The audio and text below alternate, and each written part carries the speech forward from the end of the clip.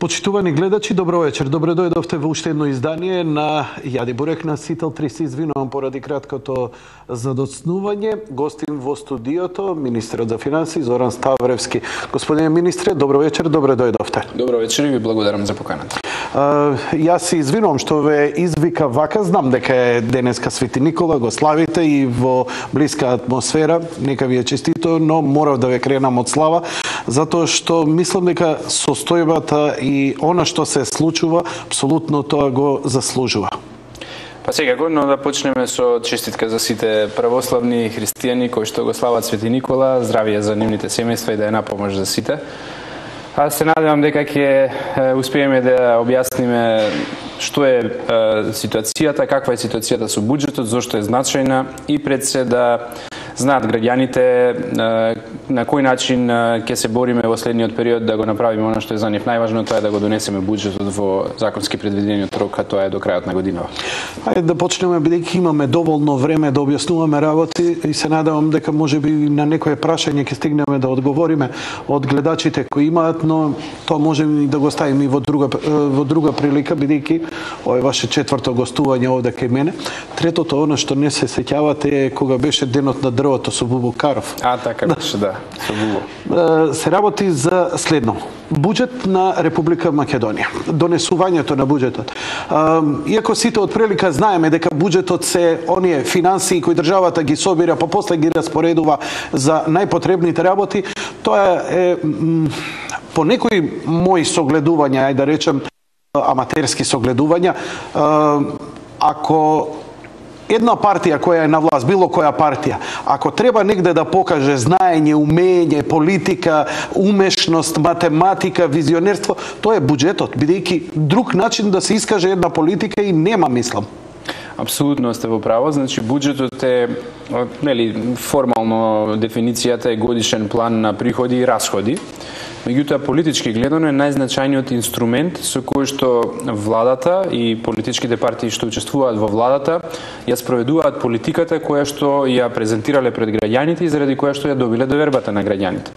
Така и ние на изборите пред година и пол-две што беа, последен пат, а и пред тоа, излеговме со програма. Во таа програма ја направивме програмата, значи врз основа на контакти со граѓаните, со експертите, со стопанството и со сите оние кои што сметавме дека треба да ги консултираме пред да ја формулираме програмата. Во таа програма се содржани бројни проекти кои што се насочени кон подобрување на животот на граѓаните. Може да се работи за зголемување на пензии, зголемување на социјална помош, субвенциите, економските мерки, даноците и слично, па и проектите како што се изградба на училишта, изградба на болници, изградба на спортски сали, изградба на патишта, железници и се друго. И со таа програма ние сме излегле пред граѓаните. За да ја реализираш таа програма потребни се повеќе годишни буџети, односно секоја година со буџетите ја реализираме таа програма со која што реализираме проекти практично што се значајни за подобрување на животот на граѓаните. И токму затоа е сега борбата да се помине буџетот главно во форма и на начин како што е предложен од владата, бидејќи ние имаме одговорноста пред граѓаните кои што ни ја дале довербата за да ја реализираме таа програма и тие проекти што се содржани во буџетот. Тоа е целата, значи, важност на буџетот како инструмент на економската политика, најзначаен стожер на целата програма на владата на Република Македонија. Приходите во буџетот пристигнуваат од повеќе страни. За неколку ние знаеме. Тоа се даноците и царината. Кои се други приходи? Како се полни буџетот на државата? Буџетот во главно на приходната страна, значи точно се полни од даноците и тука има ДДВ, данокот што е на потрошувачката, каде што при секоја потрошувачка, при секој промет практично и додадена вредност во услугите се наплаќа ДДВ.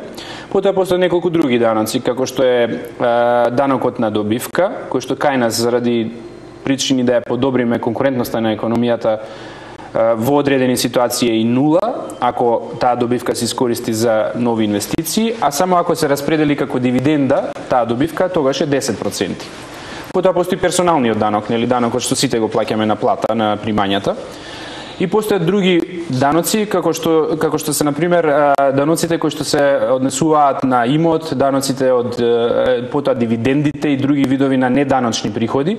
Значи, освен даноците, имаме и неданочни приходи.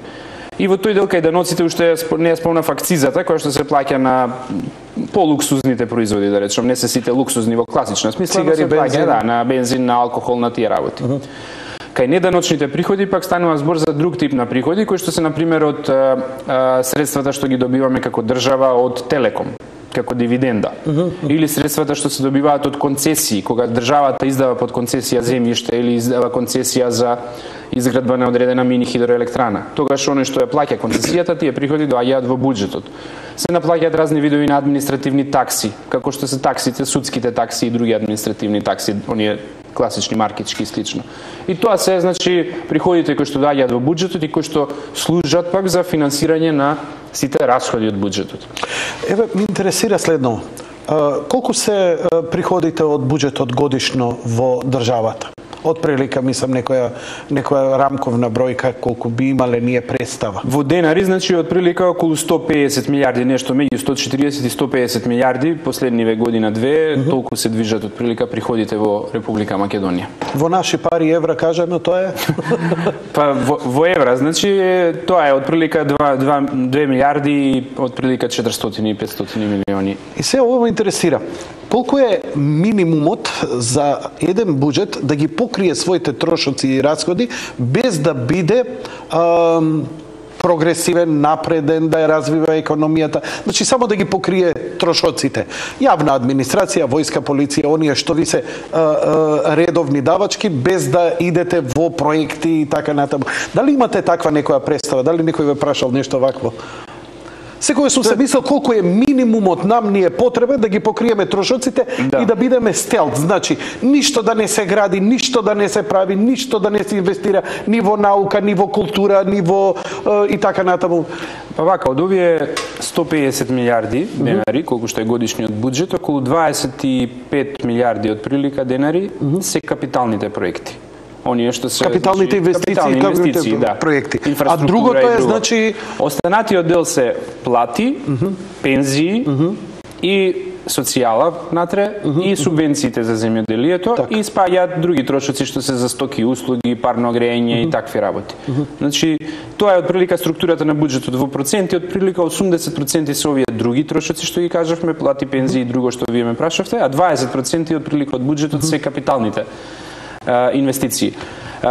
Значи, меѓутоа, како процент од бруто домашниот производ, се смета дека некаде меѓу 30 и 30% ако изнесуваат вкупните расходи, дека тоа е добро, не високо, да речем, ниво на оптовареност на стопанството со буџетот. Значи, меѓу различни земји имаат различен процент. Кога велите тоа е, значи, колку државата го оптоварува стопанството со давачки? Со давачки, за да го наполни буџетот. Да го наполни буџетот, што од друга страна може и да ја закочува економијата, така нели? Значи, така е. Токму така, значи државата може да зголеми плати, да направи други работи, меѓутоа од друга страна треба тие пари од некаде да ги собере. Ако ги собере преку зголемување на даноци и оптовари економијата, ќе го загуши стопанството. И повратно, ќе има помалку приходи следната година, следниот период. Така да мора да се најде тој баланс. Како се наоѓа тој баланс? Тоа е, да речем, занаетот наш, како влада, како економски тим. Добро, вие сте човек кој работел и во Светска банка. Банкарството, финансиите е ваша струка. Што вели светот? Бидејќи гледам едно, ја велам пак повторно, не можам толку стручно да ги согледам работите како вие, но можам да следам само една работа, дека никаде нема исти рецепт, дека секоја општина има поинаков баланс на сопствениот буџет, а камоли држава, а две држави исти буџет не можат да донесат. Но еве, сте работеле во Светска банка, каде што, велам, ајде, предпоставувам, со сите позитивни и негативни страни, е најголемиот економски брейнсторм на планетава што може да постои. Како се изнајдува тој баланс? Да еден буџет биде развоен, подочно економијата да се чувствува комотно, да може да заработува, да луѓето се инвестираат, да се чувствуваат. Од друга страна, државата да не биде она голема диспропорција, нели? Оние што се државни службеници, јавна администрација, да бидат на најмизерни, најбедни плати, а од друга страна да имаме голема диспропорција. И како се прави тој баланс? Може ли да се збори оваква емисија генерално? Тоа е тежок одговорот на тоа прашање. Јас би рекол дека оваа работа е исто толку уметност колку што е занет. Значи, исто е како хирург кога оперира, нели, по книга се знае стандардот што е за одредена болест и каков тип на операција треба да се направи. Но кога ќе го отвориш пациентот и кога ќе видиш на лице место, секој пациент е различен и секој случај е различен. Така и секоја држава е различна.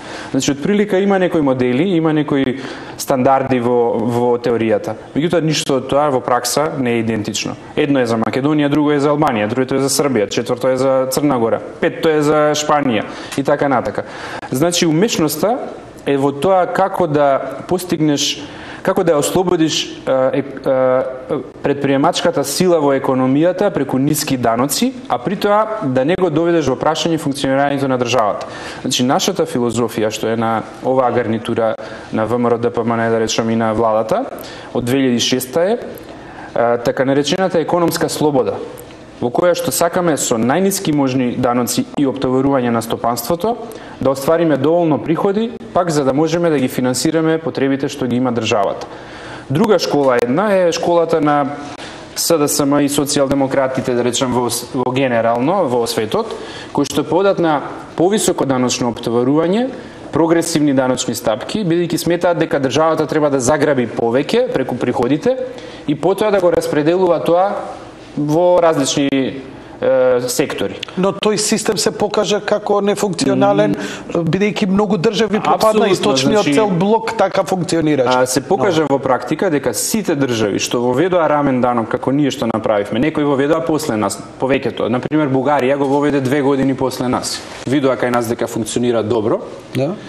Бидејќи со рамниот данок ја намалуваш даночната стапка, но затоа што е едноставен, сите компании плаќаат идентичен данок и сите даноци се идентични.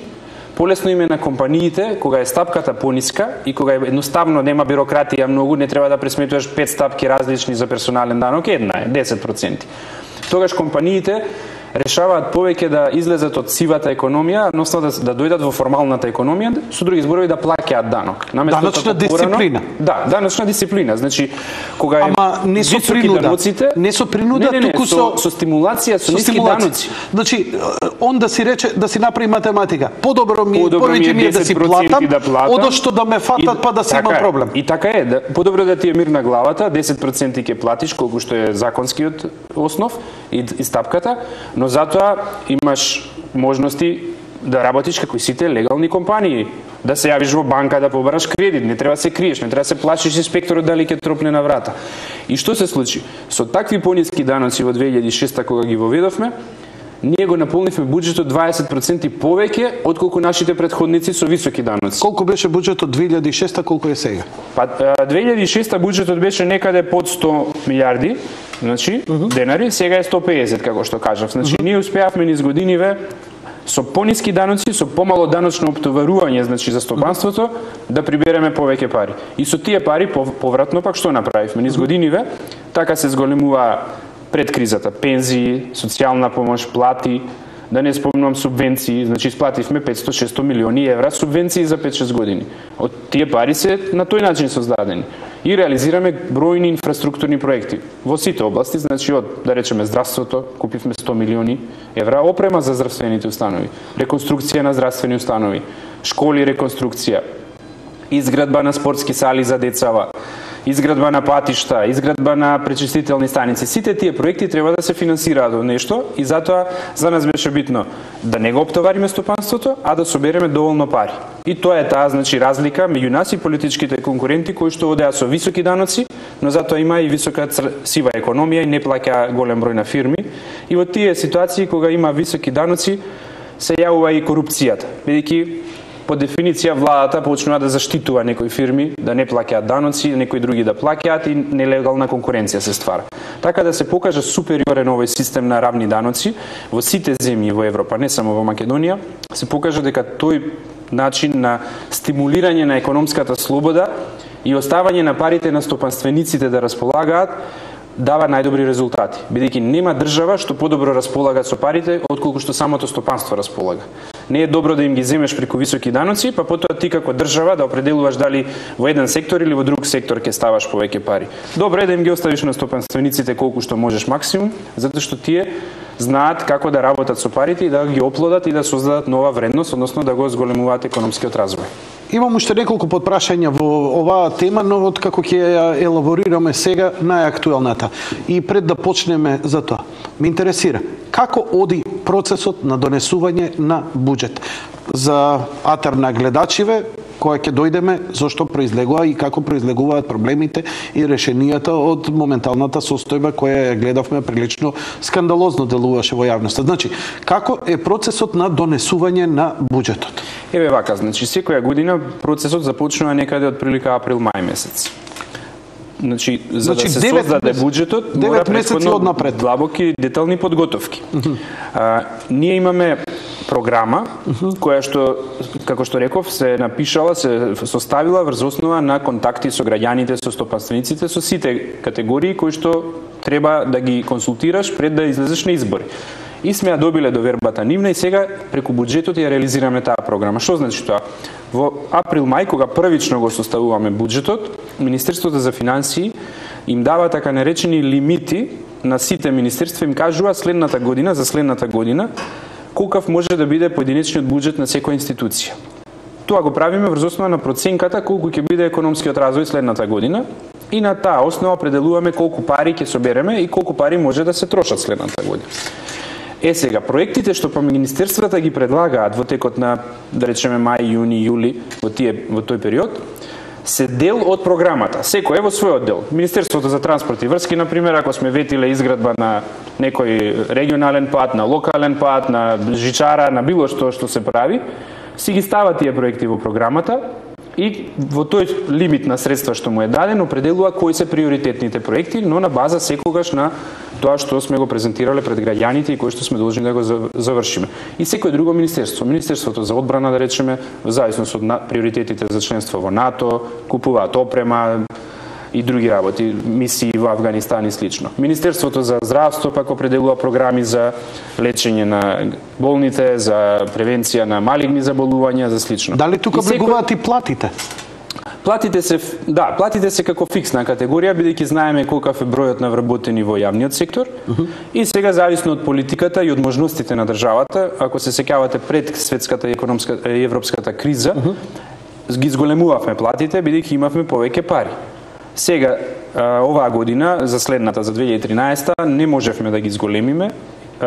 Оставивме во тој дел да нема зголемување, но ги обезбедивме основните плати, значи она што во други земји се правеше беше да се намалуваат плати. Кај нас и така се ниски платите за сите и сметавме дека тоа не е добра политика, барем успеавме да обезбедиме доволно средства за во тој дел да нема негативни промени, но затоа пак како приоритети ги определивме пензиите и социјалната помош. Значи во вакви тешки времиња, како што се соочуваат сите земји, Македонија се соочува со кризата и со последиците од кризата, и не е лесно да се соберат пари за редовната исплата на пензии, за социјална помош и за субвенции на земјоделците, ние во буџетот за 2013 година успеавме со многу напори да обезбедиме средства не само за редовна исплата на овие граѓани, туку и за зголемување на пензиите за 5% плюс уште од прилика 2, значи вкупно некаде околу 7% ќе биде зголемувањето за пензионерите. 5% социјалната помош ќе се зголеми и на 135 милиони евра ги зголемуваме субвенциите за земјоделците. Сметавме дека тоа се најранливите категории, значи пензионерите, примателите на социјална помош, земјоделците и се разбира уште за некои програми, како што се за енергетска сиромаштија, за луѓето што имаат најниски примања, даваме по 700 денари месечно субвенции за да може да си ги плаќаат трошоците дали за огрев, ако се греат на дрва, за струја или слично. Значи тоа се тие програми и приоритети што ги одредивме и кои што се влезени во буџетот за 2013 година.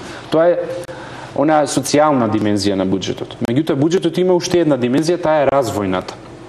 Таа се огледа во капиталните инвестиции.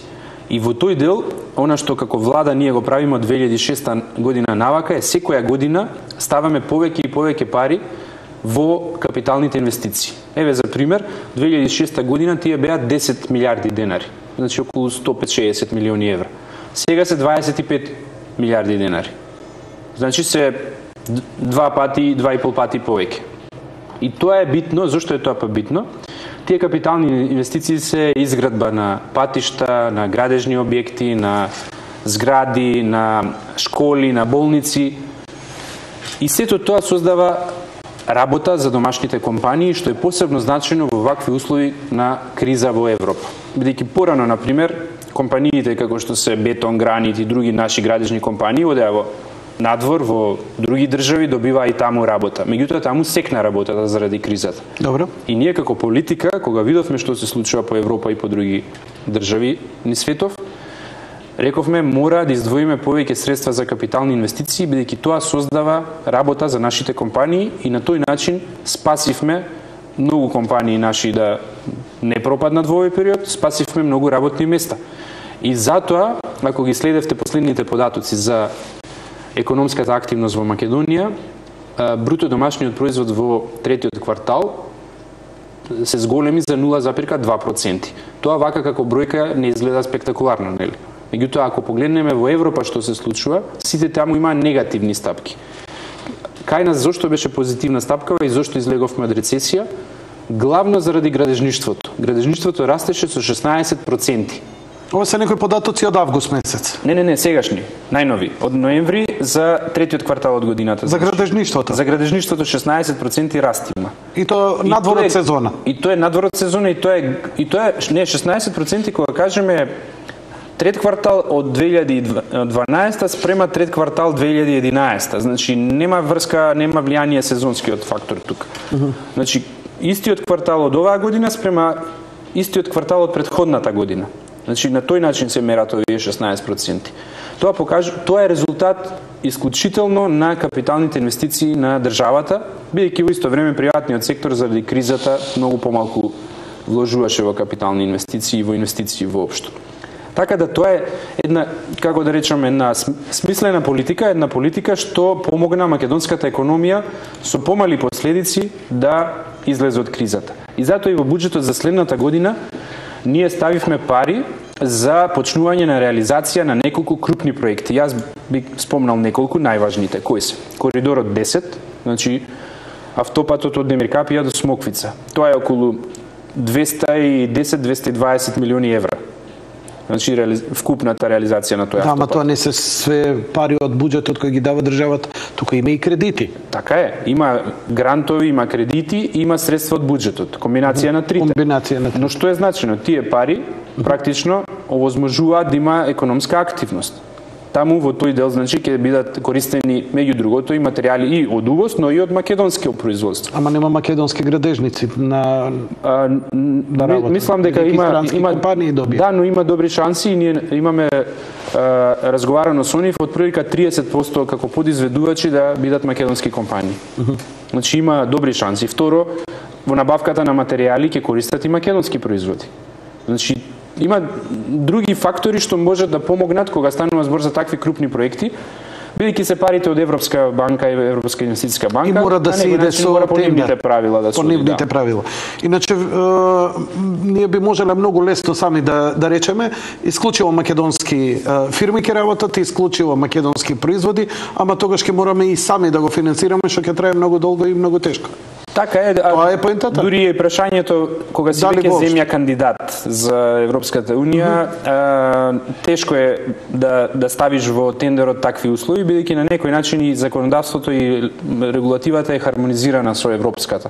И во тој дел мора да бидат пропишани стандарди во кои што има конкуренција и од други фирми. Меѓутоа сакав да ги спомнам уште неколку проекти. Значи, освен проектот за автопатот, битен проект е железницата кон Бугарија. Тоа е исто така предвидено во буџетот за следната година. Предвидено е гасификационата мрежа да почне следната година. Предвидено е пречистителна станица во Прилеп. Регионални и локални патишта низ цела Македонија се предвидени. Спортски сали, тениски и други спортски терени, објекти во делот на здравството, изградба на и реконструкција на болници, почнување со изградба, тоа не е процес што во една година се завршува, нели? Реконструкција на училишта. И низа такви проекти кои што во делот на капиталните инвестиции ќе помогнат и економски развој да се постигне, како бројка, меѓутоа уште повеќе да се вклучат македонски компании во реализацијата и да се спасат работни места или уште подобро ако може некаде и да се отворат нови работни места. Значи тоа е нашата обврска пред граѓаните да ја реализираме програмата преку буџетот. И затоа ние сме толку да речем упорни и настојуваме да тој буџет како таков биде прифатен, бидејќи тоа е обврска и одговорност пред оние кои што ни ја дале доверба. Процесот, значи на донесување. Ево ова се плановите. И понатаму, значи сега од оди база каде? на Во овие влада? приоритети, потоа владата го гледа буџетот и вели добро, ќе скратиме овде малку од ова министерство, ќе додадеме на она министерство или ќе го намалиме овој проект, ќе го зголемиме оној проект. Значи првичниот предлог го составува Министерството за финансии на база на контакти со сите министерства и потоа тоа оди на влада. Владата го разгледува тоа и прави мали корекции, обично не многу големи, бидејќи парите се тие и нели важни се сите министерства и врз таа основа се добива некој конечен предлог. Тој конечен предлог некаде во текот на октомври, најобично, вообичаено, значи, се доставува во собранието. И собранието потоа го разгледува на комисии, постојат две комисии главни, што се едната се вика Комисија за финансирање и буџет и втората е Законодавно-правната комисија. Добро. Што е разлика помеѓу едната и другата? Едната е повеќе за правните регулативни аспекти на тоа дека буџетот како документ и како процес ги поминал постапките како што треба, а другата пак е матична комисија ова за финансирање и буџет, што би значило е главна за да се дискутира таму буџетот и да се дебатира меѓу позицијата и опозицијата, да се разменат мислења дали така треба да изгледа или поинаку, дали е реален, не е реален, дали развојниот дел на буџетот е како што треба и слично. Значи таа е таа комисија и до сега се гледаат амандманите. Од 2006 до сега успевавте некако да најдете некаков баланс со опозицијата и успевавте да го наметнете буџетот и да го донесете за наредната година. Што се случи сега? Еве што се случи, значи Тоа е оваа вторава комисија што ја опишувавте? Да, за финансирање. За финансирање на буџет. Значи што се Каде случи? што беше целиот скандал за кој нели сега почнуваме да збориме. Не само од 2006 до сега што успеавме ние да го поминеме буџетот без да речам вакви случаи и непријатни ситуации. Туку и сите претходни буџети и до 2006 кога ВМРО-ДПМН беше опозиција, поминувале со дискусија, дебата, демократско општество сме, нели? Логично е да размислуваме различно, логично е да има критики. Опозицијата секогаш нормално ќе излезе, ќе каже негативно што е ова. Меѓутоа никогаш не се поставило во прашање дали буџетот до 31 декември ќе се донесе. Никогаш не се поставила блокада за донесување на буџетот. Вела дека вие во 2004 или 2005 како ВМРО-ДПМН сте го блокирале буџетот. Не, значи тогаш имаше ВМРО-ДПМН реагираше на буџетот со демократски механизми, како што и сега не е проблем што се реагира, но него доведе во прашање донесувањето на буџетот тогаш. Значи ВМРО-ДПМН го критикуваше буџетот, што и секоја опозиција го прави. Ама на 29 декември беше донесен буџетот. Донесен беше буџетот? Да. Немаше фрлање микрофони? Не, немаше блокирање, немаше кабли и немаше закани и немаше вакви сцени кај што Иако не се согласувавте со буџетот. Иако не се согласувавме, демократски е оној кој што ги добил изборите, кој што го добил од народот правото да ја состави владата, да ја реализира собствената програма. Значи, сакате да ми кажете дека ова спин што во моментов се врти, дека ВМРО-ДПМН исто вака го блокирала буџетот, како што СДСМ сега го блокира, и тоа е иста работа, бидејќи овој спин се врти кај мене во емисија. Не, тоа е сосема различно. Значи, секоја опозиција го критикува буџетот. Едно е да го критикуваш. Ама не го изблокиравте, Друго е беше да го донесен на време. Да, апсолутно. Значи, немаше блокада на буџетот и немаше однесување дека ултимативно, како што сега СДСМ вели, ако ми ги усвоите овие амандмани 1200, ќе ви го прифатам буџетот да се донесе. Ако не може. Како треба да се донесе оваа комисија? Со колку мнозински гласови? Оваа комисија како е? Колку членови? 20, 30 треба пата 100% да се согласи? Комисијата ја води представник од Социјалдемократскиот сојуз, односно од опозицијата. Заменикот е од НСДП. А во самата комисија пак мнозинство членови има владеачката коалиција. Добро. Меѓутоа, на кој начин се обструира и се блокира работата? На самата комисија, прво за буџетот 2013-та, прв пат во историјата на Македонија, прв пат во овие 20 години на демократска Македонија, поднесени се 1226 амандмани. Вообичаено било 300-400 преку сила.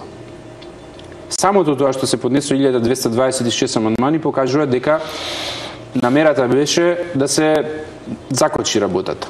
За да не може да се стигне на време. Второ, дискусиите како течат. Зема збор секој амандман го објаснува предлагачот. Предлагач, на пример, е Социјалдемократскиот сојуз на одреден амандман. Амандманот е значи следно: предлагаме наместо 50 милиони да се потрошат за таа и таа работа, да се потрошат за друга работа. Тоа значи амандман. И сега излегува еден од опозиција. Пример, има амандман да се купат 5 автобуси за Штип, да кажем. И сега излегува еден од опозицијата.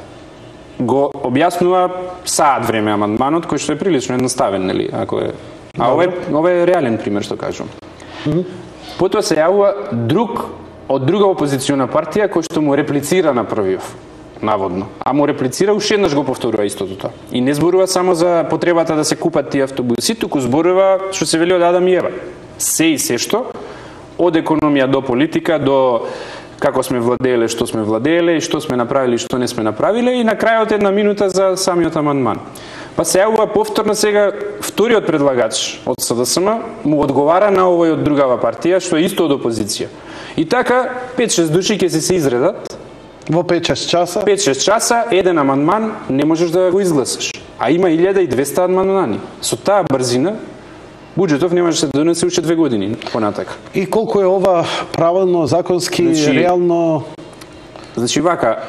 Ја сваќаме малициозноста на работите и целта, ќе дојдеме и до тоа. Има принципи во работењето на комисиите, кога се дискутира. Прво се дискутира за буџетот на така наречена општа расправа, а потоа следат амандманите. И секогаш било правило при општата расправа, при општата дискусија да се зборува за се и се што. Правило или непишано правило, или едноставно... И непишано и пишано, како што е во деловникот, така е, значи да се дискутира првите 3-4 дена за се од буџетот. Така. Но штом почнат амандманите? Значи, амандманот подразбира дискусија за таа конкретен предлог. Кратко и јасно. Да, а не да се повторува дискусијата од претходното и од општиот дел. Так.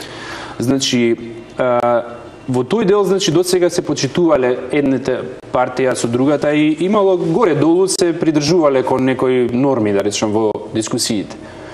Но сега се забележа овој тренд евидентен на настојување да се одолговлечи дискусијата и за да го докажам ова, ќе кажам за 15-16 работни дена по амандмани, колку што се дискутира, 150 амандмани се поминати. И сега замислете вие, буџетот се дискутираше претходно 4-5 дена општа расправа, па 15-16 дена на амандмани и стигнато е во 20 и кусур дена до 150 амандмани. А има 1220 амандмани.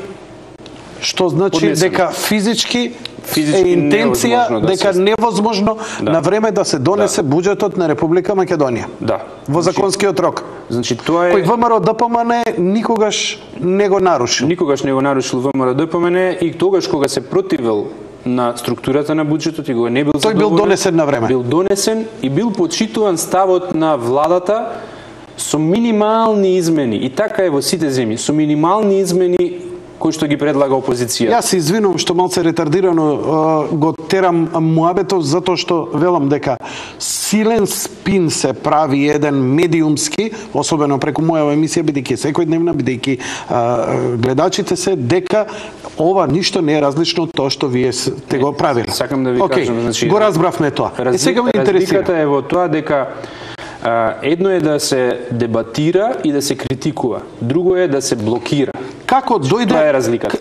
Што беше иницијалната каписла за фрлањето микрофони, заканите, нервозата и така. Што се случи, што нив ги изфрли толку од такт? Инаку, да им објаснам, старите гледачи кои ме гледаат 10 години знаат дека емисијава е под директен бојкот од врхушката на СДСМ, инаку ја немав никаков проблем да поканам и од спротивната страна па да се направи дебата, но секој што е од СДСМ му е забрането да гостува во Јади Бурек. Затоа остануваме вака тет а тет. Значи, што беше иницијалната каписла? Значи, мислам дека демократскиот капацитет на СДСМ е во една прилично надолна линија. Партијата е во голема криза и евидентно е дека се создаде ситуација каде што тие се свесни за овие слабости во партијата и се плашат од исходот на наредните избори. Тоа посебно е изразено во поглед на лидерот на опозицијата и мислам дека кризата на лидерството е таа што е најголемиот проблем на СДСМ. Во тој дел Црвенковски веќе му е јасно дека дали ќе издржи уште неколку месеци, дали ќе издржи уште едни избори, меѓутоа дека е на крајот на кариерата и дека таа кариера неславно ја завршува, бидејќи на некој начин претрпе многу изборни порази и направи многу грешки во својата кариера. Како може да го избегне тоа или како може да го одолговлечи, подобро кажано, бидејќи не може да се избегне. Може да се одолговлечи ако наместо една стабилна ситуација во земјата и каде што ќе се излезе на избори и ќе се види кој ја има довербата на граѓаните, а кој ја нема, ако се предизвика хаос. Колку поголем Господине Ставревски, хаос. Тоа беше последниот збор со кој завршивме. Како може да се предизвика тој хаос? Ај уште еднаш само појаснете ми. Кога ќе заврши, еве и да речеме да има виртуелно, да се успее да се по сите амандмани да се прегледаат во комисијата. Како се гласа таму? Во комисијата се гласа за секој амандман поединечно. Добро. И за секој амандман се дискутира. Значи може некој да биде прифатен, може да биде одбиен, да. Но треба да се гласа за секој. Треба да се гласа за секој амандман поединечно и да се образложи. Затоа велиме нема веќе време, бидејќи се потроши драгоцено време низ бесконечни, неплодни, нерационални дискусии на опозицијата, кои што очигледно беа насочени кон тоа да се доведе буџетот до блокада, да не се изгласа буџетот до крајот на годината и да влезе државата во криза. Освен, значи, да се вратам на онаа мисла, што постои криза на лидерството во Социјалдемократскиот сојуз и криза која што го повлече целиот процес и ја вовлече и цела СДСМ, и сега Црвенковски бара од неговите пратеници во собранието да се однесуваат неразумно, нелогично, неодговорно, се со цел да се предизвика оваа криза и кризата од СДСМ да стане криза на државата. А ќе стане криза на државата ако не се донесе буџетот, ако не може да се исплатат пензиите, ако не може да се исплати социјалата, војската, полицијата, наставничките, ако не можат проекти да се реализираат во инфраструктурата, ако не можат земјоделците да се исплатат. Тоа е концептот, значи, што го смислил за да на некој начин ја продолжи својата политичка кариера барем некој известно време или да не излезе на избори, бидејќи ако нема буџет, тогаш се поставува и прашањето дали ќе има избори, бидејќи сега ако ја следите реториката на Црвенковски и на СДСМ, освен буџетот, тие извадија уште една-две други теми. И тоа е она политика на создавање на кризни жаришта во повеќе области. Некогаш тоа беа меѓуетничките односи, сега се пренесе на буџетот, претходно здравството. А добро викате, еве сега кога ќе видите меѓуетничките односи во хармонија, се посмирија, мора нешто друго да ровари. Така. Па сега измисли дека изборниот законник му мањка, иако се кажа дека во изборниот законник е како што треба и дека во тој дел значи нема некои посебни.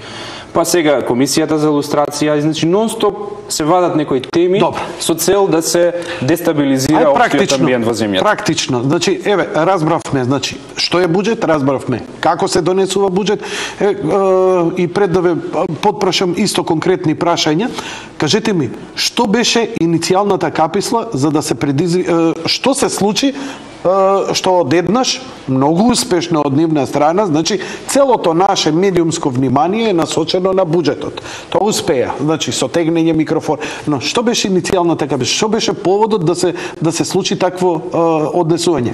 Бидејќи гледам дека вие од ВМРО ДПМН, поточно вашите колеги во комисијата, беа прилично изненадени од ситуацијата кога излегоа, мислам тоа малку грубо од тој настап спрема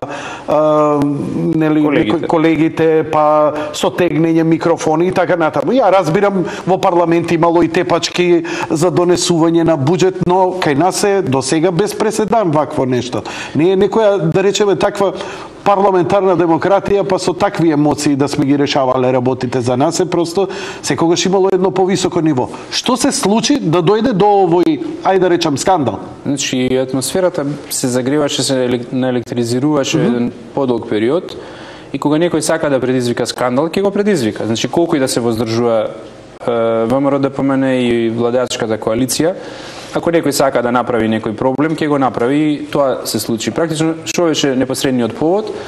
Председателката на оваа другава комисија, законодавно-правна, сакаше да ја забрза дискусијата по амандмани. За да ја забрза дискусијата по амандмани, согледувајќи дека го кочат, го блокираат буџетот, предложи да се ограничи времетраењето на дискусиите за процедурални прашања, како и за амандманите. И тоа е предизвика реакцијата. Сега, наместо СДСМ да дебатира со неа и да рече не сте во право, ние бараме да биде вака, не се согласуваме, тие стана, ја заобиколија председателката, почна да се закануваат, некои го исклучија микрофонот, други го скорна кабелот, третиот дали има механизам да не се согласат со незе без тие однесување? Има механизам, секогаш има, секоја парламентарна група има механизам. Значи, може ли сето тоа може да се дебатира како цивилизирана земја? Едноставно не се согласувам со вашето барање еве во ред, да речеме дека барањето од ваша страна било недемократско за скратување на времето. Океј, и се согласувам со тоа, но дали спречувањето на такво нешто, на таков предлог, мора да биде со таков начин, така манифестирано, дали постои со гласање, не сакам, не се согласувам? Секој предлог може да се стави на гласање, секогаш координаторот на пратеничката група може да побара пауза, да побара да се сретнат меѓу себе пратеничките групи надвор од комисијата, да не продолжи комисијата додека не се расчисти таа позиција, политички да се договараат. Значи, постои институционално како може да се реши без сето тоа? Без да има насилство и агресивност. Океј, мене ме интересира бидејќи ја не ги барам одговорите од вас. Ја барам да донесеме јас и публиката логичен заклучок што се случувало и ова не би требало. Јас само да информирам, значи како само информации ми треба. Не ме интересираат вашите тумачења. Секој може да си види понатака, да си констатира. Ке констатираме и самите доволно народов е одамна освестен и доволно интелигентен да донесе заклучок да види што се случува. Дали има кратење на демократијата и дали кратењето на демократијата предизвикува така. Бидејќи јас се согласувам, нели, кога ќе се скрати демократијата и кога нема друго, и кинење, и кубење за коси, и кршење микрофони, ако тоа е општо добро, нели, тоа се микрофони кои јас сум ги платил од плата, од моите придонеси, не се, но ако постои институционален начин и така натаму, тогаш веќе имам некоја представа што треба да се постигне. Сега, многу практично прашање. Минативе години Белгија немаше влада. Белгија не можеше со години да формира влада од политички причини. И имаше техничка влада која функционираше. Па, она што го следев, како функционира државата. Значи, државата и во еден момент не можела да донесе нови политички мотивирани буџети и така натаму, но техничката влада го донесувала, го пресликувала буџетот што било од претходната година и така функционирала. Се работи за следново.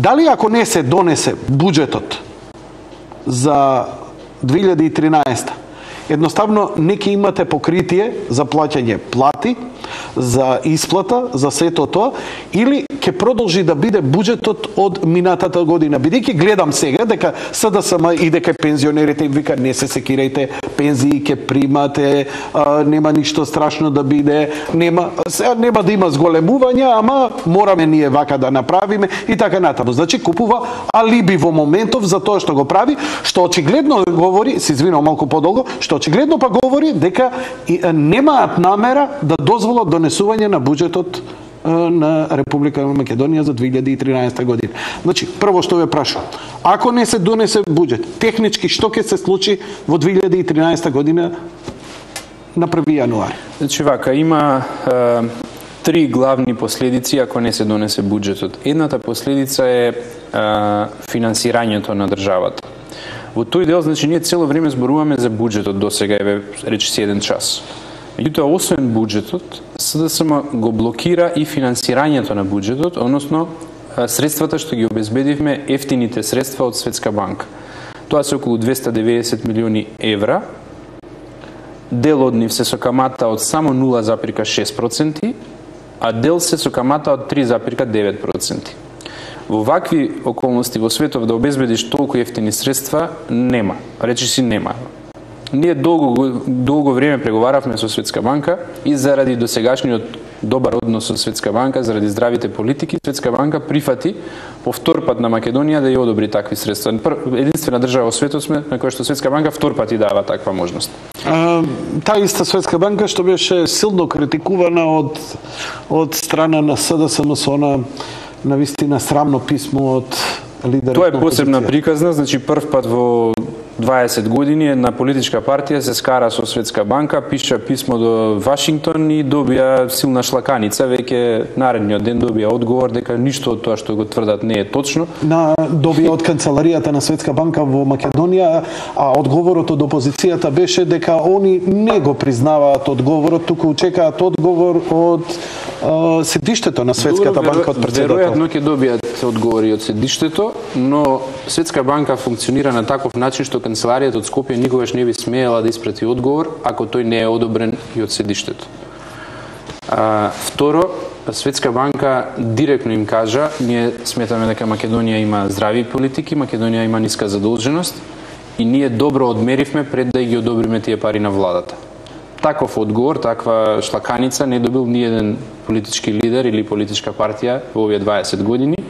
И тоа беше брука и за СДСМ и брука за земјата. Ја брукаат земјата. Ајде, меѓу нас што прават разни ситуации, ќе се разбереме на некој начин, ги знаеме кои си што се. Ама не е во ред земјата да се брука. Не е во ред да прават писма со невистините показатели и да не коментирам натака, не треба јас да им одговарам, си го добија одговорот од Светска банка. Но да се вратам на она што ме прашавте, што се случува и кои се последиците. Значи, ако СДСМ го блокираше само буџетот, се едни последици, но тие го блокираат и финансирањето на буџетот, што значи прават да нема доволно средства за исплата на сите потреби од буџетот. Значи, целата стратегија, јас намерно го користам зборот стратегија, бидејќи ова е добро осмислено од Црвенковски, не е случајно. Значи, се гледа на станите како ги правил, како еден по еден ги размислувал што да направи за да направи хаос и да ја стави државата во криза. Знаете што е критиката до вас? Како него предвидовте овие негови потези на создавање хаос? Не, видете, значи, ние знаеме со кој имаме работа. Ама не можеш да предвидиш дека е до тој степен спремен цела држава да ја вовлече во криза и да ги стави во неизвестност пензионерите, социјалците, земјоделците, што му се луѓето криви. Ај пак да ве разберам. Политички нека се расправа.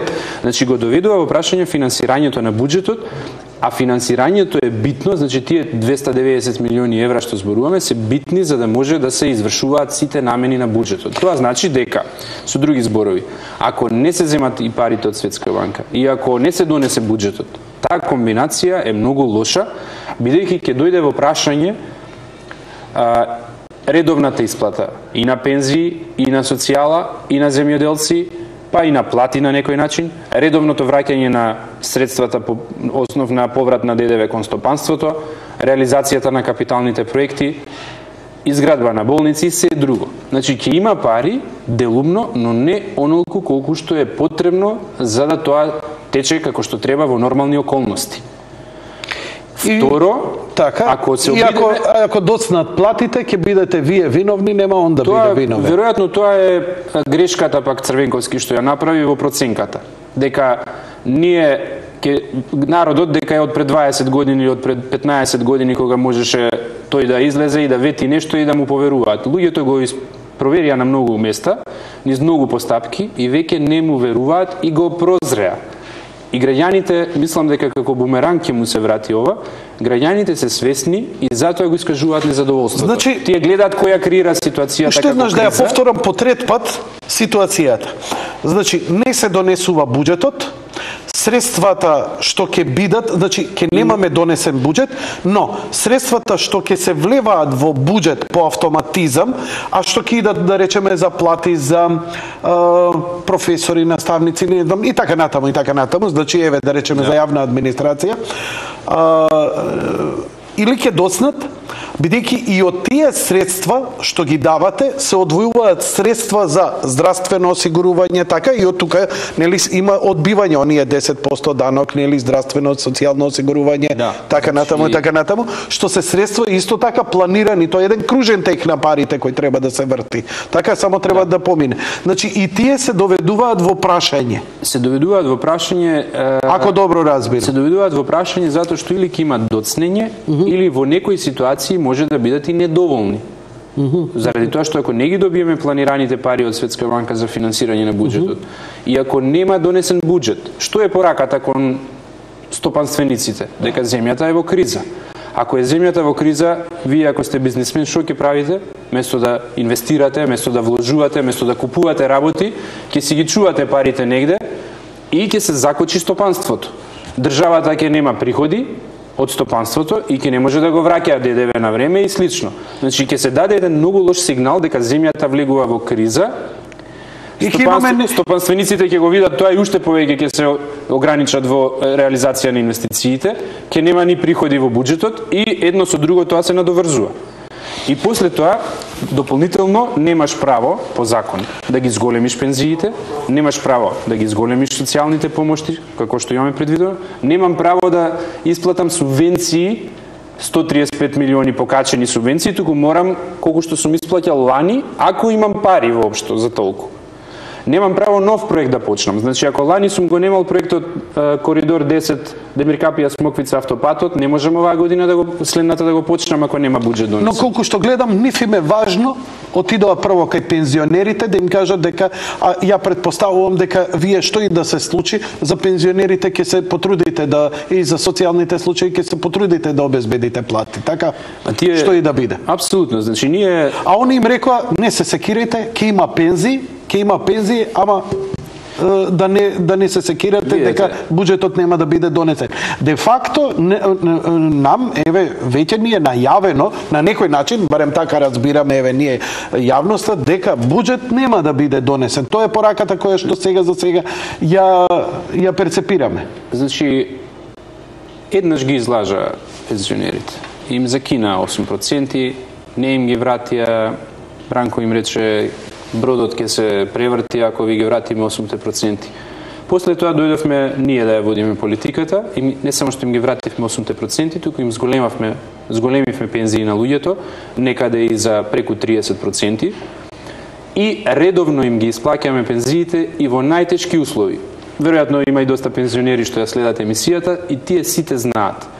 Првата недела во месецот 6 или 7 или 5 или во месецот пензијата стигна на нивната сметка.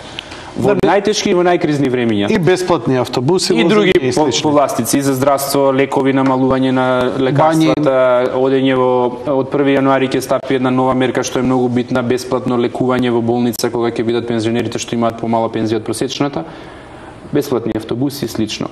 Значи, грижата за пензионерите, како и за секоја друга категорија, не е нешто што се прави еднократно или што се прави преку ноќ. Ако па еднаш не го исполниш ветеното, и тие следниот пат нема да имаат добро мислење за тебе. И тоа му се случува на Црвенковски. Сега тој ги излажа пред неколку години, им ги закина пензиите и сега повторно пробува да им наштети да не ги зголемиме пензиите, мислејќи дека ако тоа се случи, пензионерите ќе гласаат за него.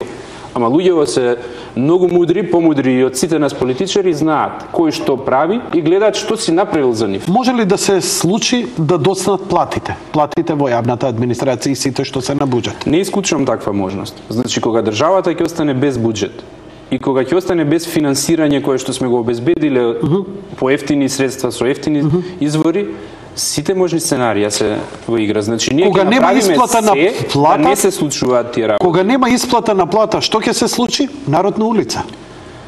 Веројатно е на тоа се игра, да се предизвикаат социјални немири, бидејќи претпоставувам на СДСМ не му е јасно како во многу земји во Европа се случуваат социјални немири, во Република Македонија не може тоа да го предизвикаат колку и да се трудат и што се не направија.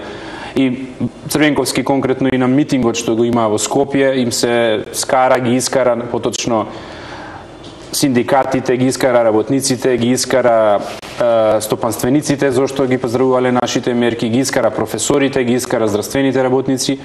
Светска банка? Светска банка веќе се знае и на тој начин пробува на некој начин да создаде социјални немири, да создаде некој незадоволство, категорија на незадоволни луѓе. Меѓутоа, луѓето не работат на база на тоа што слушаат од нас. Тие гледаат што правиме. Ако и ние не работиме како што треба, ако не им ги зголемуваме пензиите, ако не реализираме проекти што сме им ги ветиле, и нас ќе ни го свртат грбот. Тоа е нормално. Значи, погрешен е впечатокот на Црвенковски дека Македонија се уште во 90-тите години и може со такви ефтини штосови да ги излаже луѓето и луѓето сега ќе речат владата е крива што нема пари и ние нема да гласаме за нив, ќе гласаме за Црвенковски. Но тие гледаат кој го блокира буџет. Што е план Б во целава тогаш работа? Има ли план Б?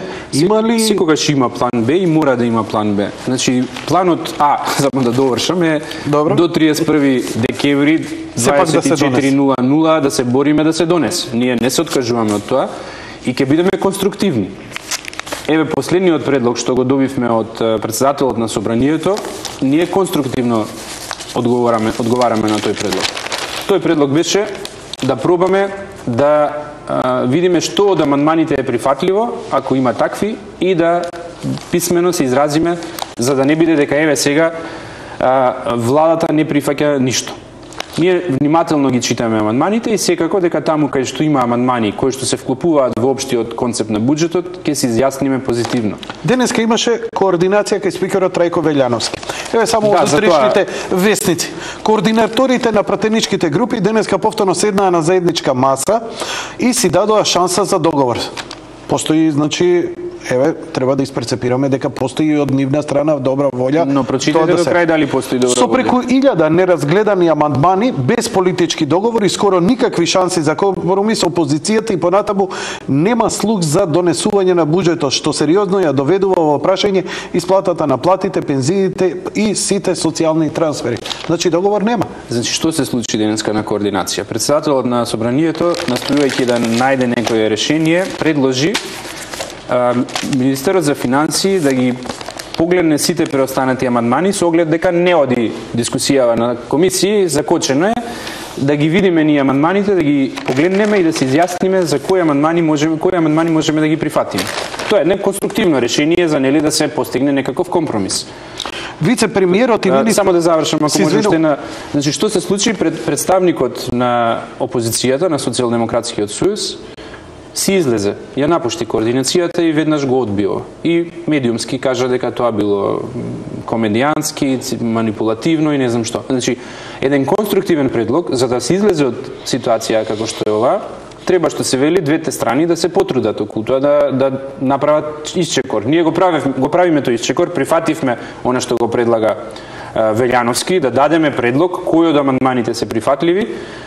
И тоа на влата комплетно да иде, да не иде вака едно по едно, туку да ги земете. Значи да ги видиме сите до крај, 1200 амандмани. Сите да ги прегледате, значи. Сите да ги прегледаме и да се изјасниме за сите амандмани позитивно или негативно. И што значи дека дел од тие амандмани ќе се прифатат.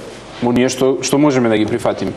Представникот од опозицијата беше Игор Ивановски како координатор на пратеничката група, ја напушти веднаш координацијата и не сакаше воопшто за тој предлог да се разговара понатаму.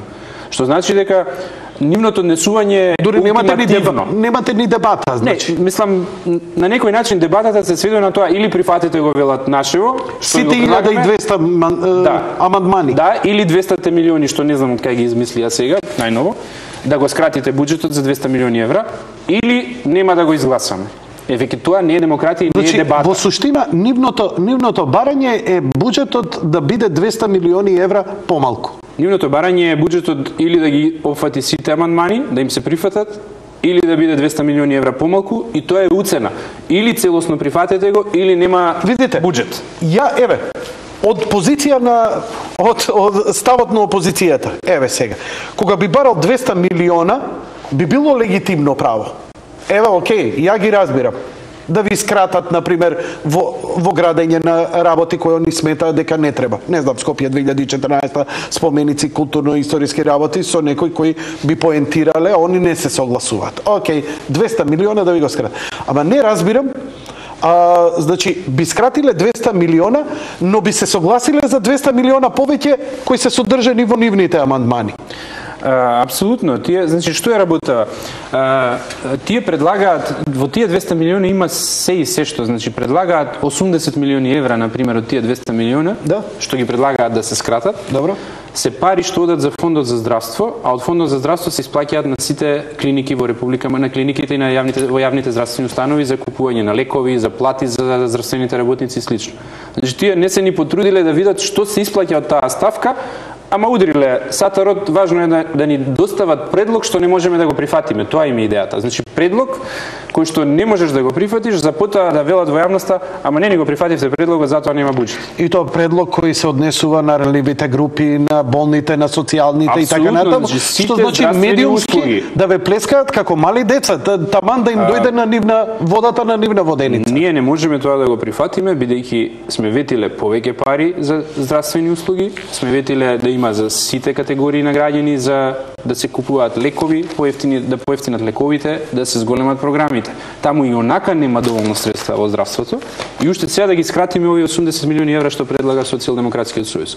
Втора позиција, пример ќе ви дадам неколку. Кај предлагаат кратење да се скратат 4 милиони евра од лабораториите.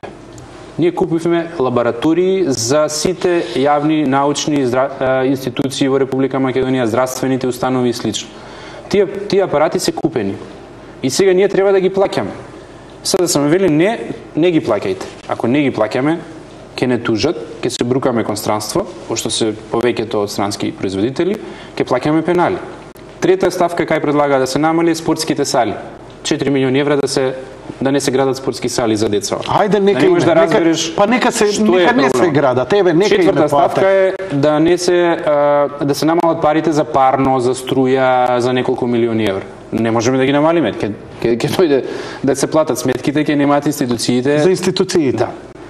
И други позиции. А дали има, например, ставки кои би се намалиле, например, плаќање кирија, каде што државните институции плаќаат големи средства, например, на членови на СДСМ кои ги поседуваат згради, објекти, кај што вие добри пари вака ги искеширате годишно. Дури излеговте еднаш со некои сериозни пари кои ги плаќате кога го оправдувавте Скопје 2014 зошто некои институции им се градат нови згради, дека за 5 до 10 години ќе се исплатат само од парите за кирии кои сега им ги исплаќат и тоа на членови, видни членови на СДСМ. Да, точно е, има некои објекти што ги поседуваат членови на СДСМ и кои што токму и во тој дел реагираат, пошто ние имаме и низ години претходно имавме изградба на згради за државни институции. Дали побараат нешто за намалување за кириите нешто тука? Не, туку бараат намалување на позицијата што е предвидена за изградба на згради за државната администрација, да останат под кирија. Да останете под кирија уште повеќе. Одлично. Браво, алал да име. Разбирливо, не? Значи Црвенковски секоја му чест. Ја од секогаш сум го сметал дека е многу интелигентен човек, за жал многу ми е криво што не се бори за државата, за Република Македонија. Ставревски ќе попушти колку ќе се знае денес. Вице-премиерот и министер за финансии Зоран Ставревски во утрешниот број на Утрински вестник. Што ќе попуштите, нервно или во целава работа? Се шегувам. Значи стои само вака да ви прочитам.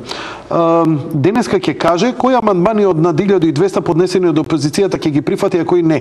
Ваквата позиција вчера Ставревски ја соопшти од владата, откако претходно во собранието како предлог за деблокада за донесување на буџетот 2013 го разгледуваше координаторите на пратеничките групи. Министерот потенцираше дека со овој потек ВМРО-ДПМН сака да покаже конструктивна. Целта е да се донесе буџетот и да се разреши оваа ситуација. Според Ставревски е наметна СДС на Ставревски наведни дека ние ќе прифатиме можно прифаќање на одредени амандмани. Коментар? Значи вака, две работи има. Ултиматумот што го поставува СДСМ или прифатете ни се што ние предлагаме или нема буџет, не е демократско право, тоа е ултиматум, уцена и тоа не може да се прифати. Тоа е газење на демократијата и на правната држава.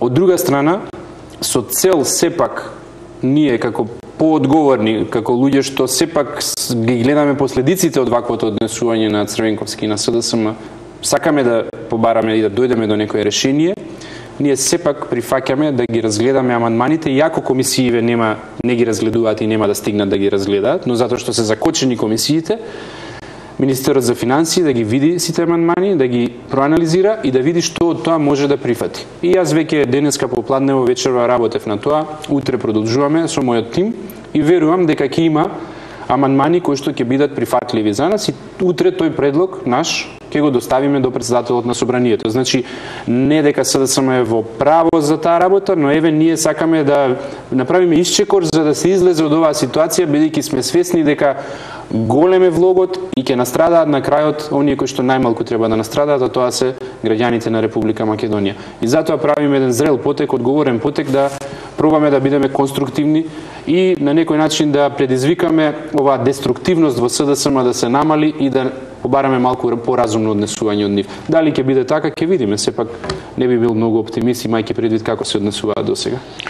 Би го направиле од кои причини? Чисто да имате би жртвувале што не се согласувате само заради мир во куќата, заради државата или за да имате алиби дека ете се сте направиле, ама буџетот не е донесен? Не, ние го правиме за да не настрадаат оние кои што секојдневно кажуваат дека се загрижени за ова што се случува. Го правиме за да не останат без зголемување пензионерите, го правиме за да земјоделците ги добијат субвенциите, а социјалците да ја добијат зголемената социјална помош, да почнат да се градат пругата кон Бугарија и автопатот и другите проекти, и стопанството да ги добива навреме средствата. Тоа е наша обврска, која што сме им ја ветиле на граѓаните предходно, во програмата сме ја ставиле, тие проекти ни ги одобриле граѓаните и го правиме заради нив. Инаку, ако треба да се поставиме на друг начин, би личеле како СДСМ и како Црвенковски, тоа никаде нема да ја доведе државата. Некој мора да се однесува поразумно, поодговорно. Меѓутоа, пак за да дојде до исход, односно да се изгласа буџетот, ќе треба опозицијата да свати дека ова што го правиме и ово исчекор што го правиме ево насока да дојде до решение, а не и понатака да го блокираат. Може ли буџетот да се донесе во февруари? Технички гледано, да. Ако СДСМ продолжи да го обструира, буџетот нема да се донесе до 31 декември и може потоа да се донесе во јануари, во февруари или во март. Се надеваме дека тоа нема да се случи, бидејќи она што преска почнав да ви го кажувам, последиците се, значи, врз сите граѓани на Република Македонија, сите оние што чекаат пари од буџетот, стопанството. Последиците се финансиски, бидејќи ние, како партија, како влада, за да не дозволиме да нема доволно пари за овие категории на граѓани, за овие нови проекти што ги зборувавме, ќе мора да излеземе на пазарот на капитал, бидејќи Светска банка, како што ви кажав, ни дава пари, ама СДСМ ги блокира. И наместо тие пари од Светска банка кои што се ефтини со ниска камата, ќе треба да земеме пари со повисока камата. Посебно кога некој знае дека ви требаат парите, по секоја цена ќе ви пресмета уште повисока камата и тоа ќе предизвика штета на Република Македонија од 84 милиони евра. Толку ќе не чини нас и идните генерации, вашите и моите деца, граѓаните на Република Македонија однесувањето и хирот на Бранко Црвенковски да не ги пушти буџетот и проектите од Светска банка да поминат на собрание. Што ви И трето, рейтингот на земјава. Замислете колку многу, да речем, напор е вложен низ овие 3-4 години на европска и светска криза Република Македонија да го задржи кредитниот рейтинг, а кредитниот рейтинг е битен за да плаќаш помали камати како држава. ББ минус, Да. ББ плюс, ББ минус. Меѓутоа, ако се случи недонесување на буџетот, ќе се испрати лош сигнал кон рейтинг агенциите, кон инвеститорите. Така да сите губиме само заради ситно партиски интереси и лични Не го кажувате интереси ова на проформа, навистина може да ова да предизвика и инвеститори во инвестиции, во кредитна. Апсолутно, што би помислиле вие ако Македонија е единствената држава во Европа што не успеала да го донесе буџетот и што не успеала да ги земе овие ефтини средства? Тоа зборува за политичкиот капацитет на државата, зборува за нечија неодговорност, зборува за тоа дека во државата има некаква криза. И дека Значи, и сето тоа сега ќе иде на ваша адреса. Ние сме загрижени за тоа, правиме се што можеме да се спречи, Да, ама вие ќе бидете виновни. на крајот, Вие сте на власт. На крајот практично власта ќе биде таа што од надвор гледано Да. ќе треба да го протурка ова на еден Има ли или друг избори? начин. Со недонесувањето на буџетот ќе се доведат во прашање и изборите, бидејќи во буџетот се предвидени за следната година пари за ДИК, за Државната изборна комисија. Ако не се донесе буџетот, ДИК не може да добие толку пари, ќе има онолку пари колку што имала оваа година. Сега ние ќе видиме кои се законските и други можности по други позиции да се пренасочат, да се Оваа година пренаменат. немаше избори? Па затоа што немаше, значи нема до година ставка кај ДИК, нема позиција од која што ќе има пари за избори. И сега останува ситуацијата да бараме алтернативни решенија, повторно сите да се трудат да најдат некој решение за сепак да се одржат редовни локални избори. Значи велам, Па ако низок ти е рейтингот, ова не е лоша работа. па токму тоа е работата. Значи веројатно и тоа го Ова ќе го одложиш на година дена, можеби се сменат работите на подобро за тебе. Стратешки е доста вака Па не паметно од него. не верувам дека на подобро ќе се сменат, можеби на полошо да се сменат, бидејќи очигледно е таму дека превирањата се поголеми, дека има се помалку демократија во партијата и неминовно е демократизирање на партијата, а тоа почнува од главата па надолу. Што вам сите анализи ви говорат? Ќе се донесе ли буџетот или не? Има ли простор? Од ова што ми го кажувате, се добива впечаток дека напорите кои опозицијата конструктивно ги оправдува, дека се конструктивни, дека се издржани и така натаму, според вашите кажувања делуваат залудно, делуваат бесцелно, делуваат говорите вие за ставки кај што знаете дека едноставно не можат да бидат прифатени, а се инсистира на нив затоа што нема логика воопшто со целиот концепт на буџетот, тие средствата во Министерство за здравство.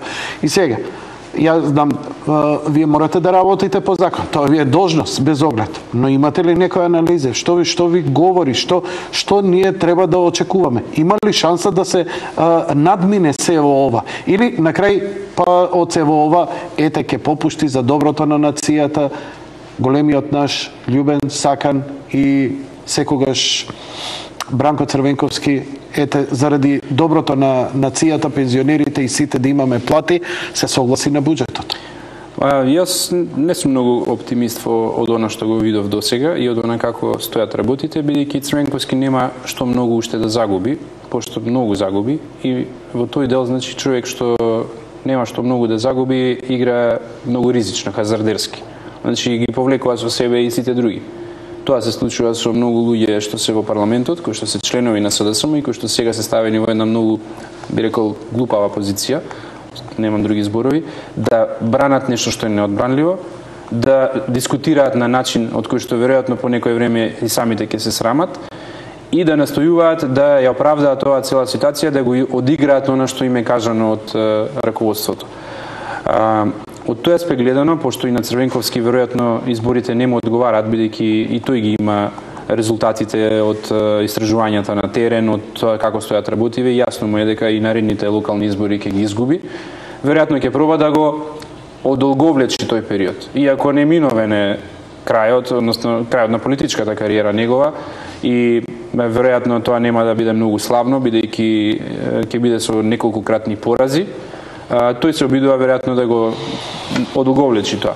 Од тој аспект гледано, значи тој не верувам дека нешто драстично ќе промени, бидејќи многу малку рационално останува во неговото однесување. Повеќе е однесување од личен аспект. Значи кога СДСМ би се однесувал како политичка партија зрела опозиција, тогаш би бил поголем оптимист. Јас дека еве ќе проработи разумот, сепак утре после X години, после една година, после 5 години, не е важно после колку години, СДСМ ќе биде на власт, ВМРО ДПМН ќе е во опозиција. Ако еднаш се воспостави ваков преседан, тогаш секоја опозиција понатака, ако нешто не се допаѓа во буџетот, што го предложила владата, ќе може да ја прави сплетки, проблеми, блокирање и на тој начин да ја блокира државата и функционирањето на владата. И тоа не е начин како треба ние како држава да одиме понатака и да се развиваме. Ние треба да го почитуваме оно што е демократско. Тој што победил на изборите, што добил избори, што добил доверба од мнозинството на гласачи, треба да го состави буџетот, бидејќи тоа е главниот инструмент за реализација на проектите и програмата. Опозицијата треба низ една демократска дебата, критичка дебата, да ги каже своите мислења, да проба да смени помалку нешто од она што може да се смени. Меѓутоа не може да бара голем дел од буџетот да се смени и да се укинат проектите за кои што владата добила доверба кај граѓаните. Тоа е она што го бара. Штувани гледачи, де факто ние со министерот и го завршивме главниот разговор. Во моментов на Facebook отворив еден простор за поставување прашања кои се од доменот на министерот.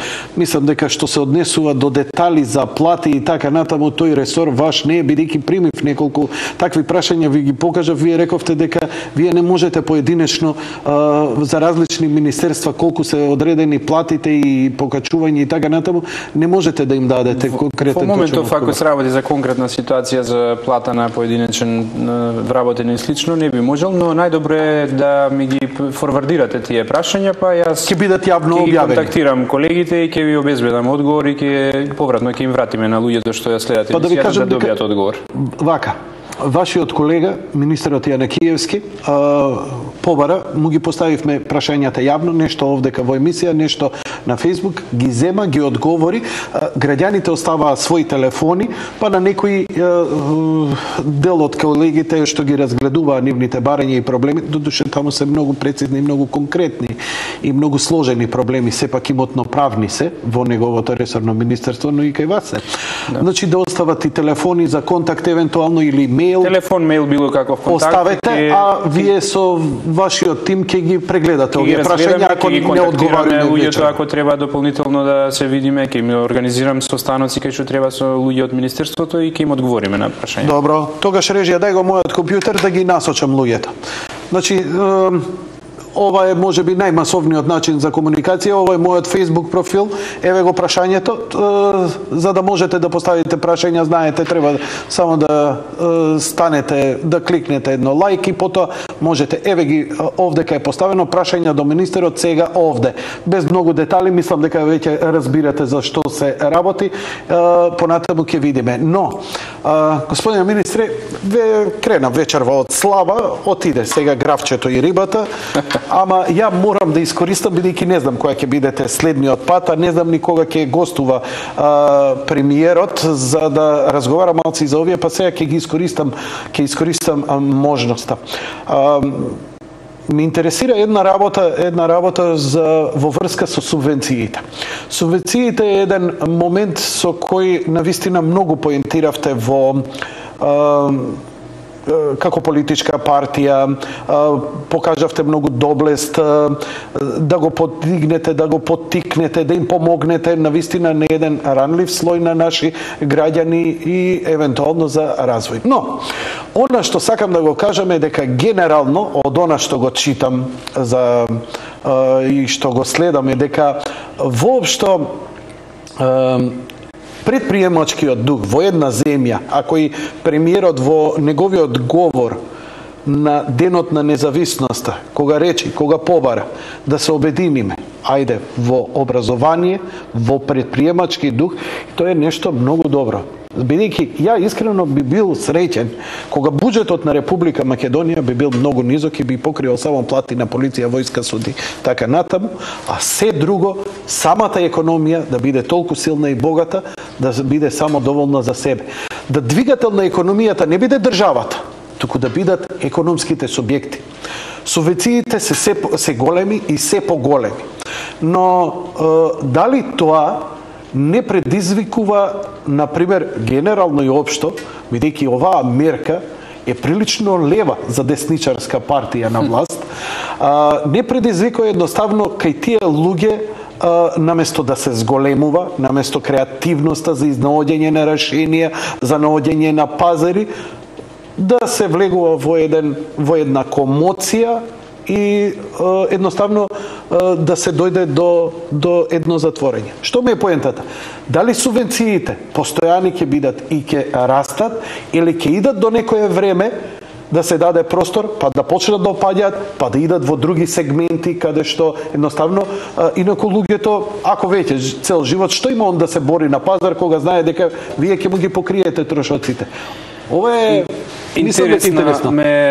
Ме подсети вашето прашање на една дебата меѓу Ромни и Обама за време на претседателските избори во Соединетите Американски држави. Ако се сеќавате, Ромни го фатија, да речем, на грешка, дека спомнат 47% од населението дека се зависни од различни социјални програми, и јас не им се обраќам на нив, бидејќи свесен сум дека за Обама ќе гласаат. Меѓутоа, тие малку го спинуваат тоа и потоа испадна дека Ромни не го интересираат 47% од населението. И тој имаше доста голема политичка штета од тоа.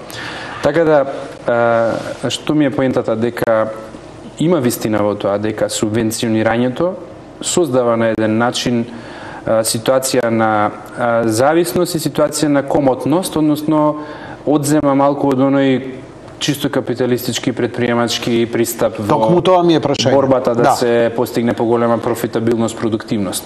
Но од друга страна пак исто така вистина е дека и во најкапиталистичките земји, во европските, развиените и други, земјоделството е субвенционирано. Значи, како сектор, ако го издвоиме земјоделството, тоа мора да биде субвенционирано заради други причини. Заради фактот дека таму има специфичен прилив и одлив на средства, зависен од годишниот циклус на производството, и затоа ако ги нема субвенциите, би се појавил јаз меѓу потребата за финансиски средства и периодот кога од производство додека го продадеш производот. Значи, во тој дел земјоделството, а и заради други причини, заради тоа што ангажира голем број на луѓе, заради тоа што е некогаш зависно од временските прилики и слично, значи во сите земји се субвенционира. Во Европа субвенциите, за волја на вистината, одат кон поголемите фарми, таму каде што продуктивноста е поголема. Но еве да го тргнеме земјоделството, значи како сектор, кој што добива субвенции во сите земји, јас повеќе сакам да го искоментирам оној другиот дел што вие многу умешно го проанализиравте и го прашавте, бидејќи навистина битен. Предприемаштвото во однос на субвенционирањето и дали субвенционирањето освен земјоделството треба да опфати и други можеби сектори или други области каде што можат субвенциите да бидат многу попродуктивни. Бидејќи што се случува во Америка, што се случува во многу развиени земји, токму тој дел кај што станува збор за стартап компании, за нови компании, се субвенционираат често пати од државата на почетокот. Значи, некогаш од државата, некогаш преку така наречениот venture capital, она што се за така наречени бизнис ангели ги викаат тие, за мали нови компании кои што се во ризични области, бидејќи секоја нова компанија е ризична на некој начин и додека заживее, додека застане на нозе, не е лесно. И во Америка од 100 компании што ќе се формираат, 95 пропаѓаат. Но тие 5 што обстануваат се идните Apple, IBM, Motorola или такви. И тие ја движат Америка напред, затоа што тие носат иновации, носат висока технологија. Тоа нам ни недостасува. Македонија има многу мали вложувања во тој дел, многу малку има предприемачи кои што се волни да го преземат ризикот и да почнат со некој бизнис, и многу малку има капитал кој што може да ги поддржи нив. Значи, тука не е државата таа што е главниот играч по светот, тука се така наречените тие инвестициски фондови и слично, кои што даваат средства за вакви новоформирани компании или дури им помагаат и преку во управувањето, преку и тие инвестициски фондови да влезат ни треба ЕУ, ни треба сега, НАТО. За да влезат тие инвестициски фондови треба да сме поголем пазар, треба да сме стабилни од аспект на регионот, не може да имаш соседство како што имаме, не можеш ако не си членка на НАТО и слично.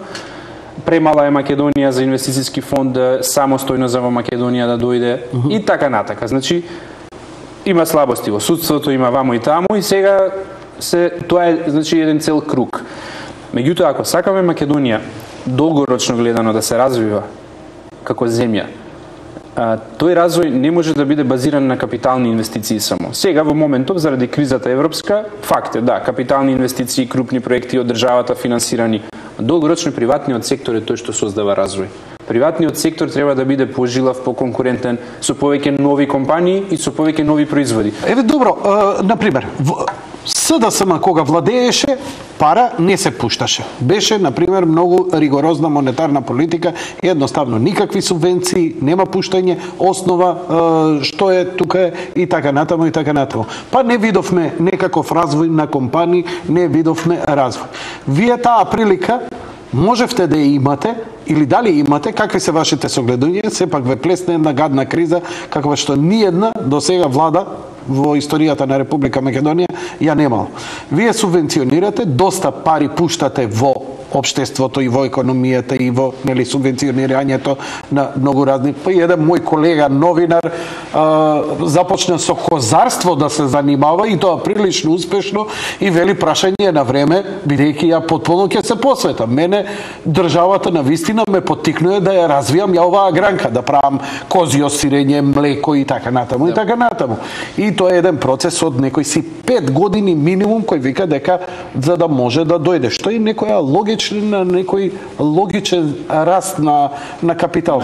Секако, да. Значи, радува фактот што во земјоделството конкретно има се поголем број на млади фармери, млади луѓе, образовани луѓе кои што завршиле некој од факултет, некој без факултет, но кои што на еден помодерен начин пристапуваат кон земјоделството и почнуваат исто така да произведуваат работи кои што порано не биле толку популарни. Значи, вие спомнавте козјо, млеко, сирење и слично, или некој се зафатил со органска овошје, зеленчук и слично. Ноеви, кинески дрва, некои чудни работи кои... Добро, нешто ќе успее, нешто нема да успее. Таков е бизнисот, мислам, нема ништо што секогаш се успеа. Но друго е кога имате од државата поддршка. Друго е кога ќе добиете вие субвенции, друго е кога знаете следната година дека ќе се зголемат. До кога ќе траат тие субвенции? До кога ќе субвенционирате? Постои ли некој циклус до кога ќе се субвенционира и ќе речете стоп или ќе се намали или ќе се преориентира на нешто друго, па да ги оставите на пазарот, нели, да научат да пливаат конечно со сопствени сили, со сопствен капитал. Стратегијата е ваква. Ние во следните години ќе изголемуваме парите за субвенции за земјоделството до 2015 ќе стигнат до 150 милиони евра годишно. Добро. Зошто е тоа битно? Битно е затоа што зајакнувањето на земјоделството посебно треба да се случи во овој период пред влегувањето на Македонија во Европската унија, пред да стане членка на Македонија на ЕУ, затоа што земјоделството треба до тогаш да стане поотпорно, поконкурентно, бидејќи тогаш кога ќе станеме дел од европскиот пазар, веќе не можеш да го штитиш. Мора да биде изложено на конкуренцијата. Значи, кога ќе влеземе во Европска заедница, ќе ни наметнат закони што, како, колку и дали воопшто ќе можеме да субвенционираме земјоделие? Да, затоа што таму практично се лимитираат износите што може да ги субвенционирате и површините што може да ги субвенционирате. Има правила кај што не можете да го зголемите бројот на грла на одредена добиток и слично, значи како земја зборувам сега. Значи затоа е битно овој период да се искористи колку што е можно преку субвенционирањето да се зајакне конкурентната способност на македонското земјоделство, за тоа да биде поотпорно и поконкурентно кога ќе дојде утре европскиот пазар. И потоа? После тоа ќе се субвенционира онолку колку што субвенционираат другите европски земји. Значи на тоа ниво, што значи дека во тој дел нема да прекинат субвенциите, меѓутоа нема да можеме да даваме повеќе субвенции од колку што даваат другите земји. Значи во голем дел треба да бидеме хармонизирани, но субвенциите не се само во земјоделството. Значи ние субвенционираме во овој период, еве како што кажав, значи субвенционираме и мали и средни предпријатија во други области.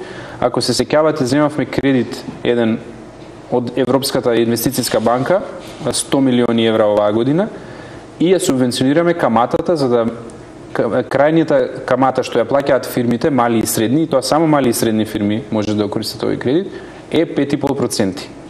Значи ние од буџетот субвенционираме дел од каматата за да фирмите ги добијат парите со пониска камата. И тоа е една форма на поддршка на малите бизниси, на оние кои што А зошто мораме кредит да земеме? Зошто не го правиме тоа од собствениот буџет? Зошто мораме да се задолжуваме? Впрочем, ај сега да ги кажеме обвинувањето. Зошто мораме да се задолжуваме? Ако толку добро имаме прилив од ДДВ, и така натаму, буџетот се зголемо, зошто се задолжуваме? Еве ќе ви објаснам. И покрај тоа сите пофалби дека сме ние ниско задолжена земја. Еве тоа ме интересира. Значи вака. Ние со едната рака, да речем, се задолжуваме, ама со другата се раздолжуваме. Тоа ретко кој го коментира и ретко кој го кажува. Меѓутоа, ако долгот во Република Македонија денеска е 30% од бруто домашниот производ, а во 2005 година бил 38%. Добро. Дали се раздолжуваме или се задолжуваме? Добро, вие направивте неколку потези на почетокот кога дојдовте како власт, вративте некои долгови и пред време. Корпоративски клуб, ММФ, Светска банка и други. За да ви олесни за земање па други кредити. За потоа да можеш да создадеш простор и ако дојдат тешки времиња, како што се случи да дојдат, да можеш да поземиш пари кога ти треба. Океј, велат дека Македонија не е во опасност, дека е финансиски стабилна, но имаше во некои стручни надписи и списанија каде што велеше дека земји, иако се на многу низок степен задолжени, околу овие 30%, сепак доживеале банкрот, дека Македонија може да доживее банкрот и покрај сево ова. Какви се вашите коментари и стручни согледувања по ова прашање? Колку е реално македонската економија во опасност? Колку ни виси тој дамоклов меч над глава? Дали еден Бранко Црвенковски може да не разнише конечно од сево ова што го зборевме? Ја малци параноја ме фаќа, 21 еве го викам, па ние нема да не пукне метеор, нас ке не пукне СДСМ. Добро. Не треба да се плашиме, пошто Бранко Црвенковски нема да дојде повторно на власт, да доаѓаше тој ќе беше навистина опасно за Македонија економската иднина зборам. Може би и политичката, но едното и другото не би било добро. Во секој случај, граѓаните треба да бидат спокојни. Јас со сиот авторитет го тврдам тоа, дека Македонија има стабилни макроекономски резултати и индикатори. Македонија е далеку од кризна состојба во делот на задолженоста или во опасноста таа задолженост да прерасне во преголема задолженост. И покрај оваа состојба во стопанството, многу задолжувања, фирмите се на рап на ликвидност. Значи, вака, различни работи се тоа. Јас зборувам за државниот долг од кој што пропаѓа Грција. Грција не пропаѓа ради фирмите, пропаѓа ради тоа што државата неодговорно се задолжувала и имала големи буџетски дефицити. Грција имаше буџетски дефицит од 15... Олимпијади праеше 300 чуда и така натаму. Трошеа се луксузира 14-та плата за зрачењето на екранот од компјутерот, дополнителен додаток и слично. Ако ние така би се однесувале... Сакаме ние така, господин министр. Не може, сакате, меѓутоа тогаш би станале Грција. Значи, тогаш Грција... Едно е што сакаме, меѓутоа друго е што можеме. На времето беше така со Југославија. Да, но и тоа не беше долгорочно одржливо. Не беше. Живееше добро додека траеше, ама кога дојде времето за враќање на средствата, некако тоа се поклопи со смртта на Тито. Лепа села, лепо горе. Стана реалноста дојде до израз и тогаш веќе сите имавме проблеми. Но да се вратиме во денешницата поентата. Значи, ние не го зголемуваме нашиот долг. Долгот еве ви кажав, две бројки зборуваат повеќе од колку време јас да зборувам. 38% беше 2005 долго, денеска е 30%. Тоа значи дека во меѓувреме со сите нови кредити што сме ги земале и со сите враќања на кредити сме го намалиле вкупниот долг. Македонија е помалку задолжена од што беше пред 5-6-4 години. Значи Македонија е една од ретките земји во Европа што во овој период на криза не го зголеми драстично долгот и сме четврта најмалку задолжена земја во Европа. Тука е вистината. Океј, и на крајот еве, за сите па што имаат дилеми и покрај ова, нека го видат дописот што Светска банка му го прати на Бранко Црвенковски. Таму пишува се, Бранко баш на тоа аудираше дека Македонија е високо задолжена, нели, тоа им е приказната. Значи, Светска банка му одговори, господине, ние не се согласуваме со тоа. Пред да дојдам, еве бев на профилите на Facebook кои имаат СДСМовци, организации на СДСМ и така натаму, како се коментира ова што вие го викате. Значи, писмото на Светската банка вика, па што очекувате вие од еден банкар? Он гледа како да ти убута кредит. И ќе те фали за да ти го убута кредитот и за да те упропасти. Они се зло за оваа држава. Јанко, ова се нивните изјави што ги прочитав пред да додам. Светска банка е банка и во таа банка седат извршните директори на 185 земји во светот, меѓу кои сите најразвиени земји.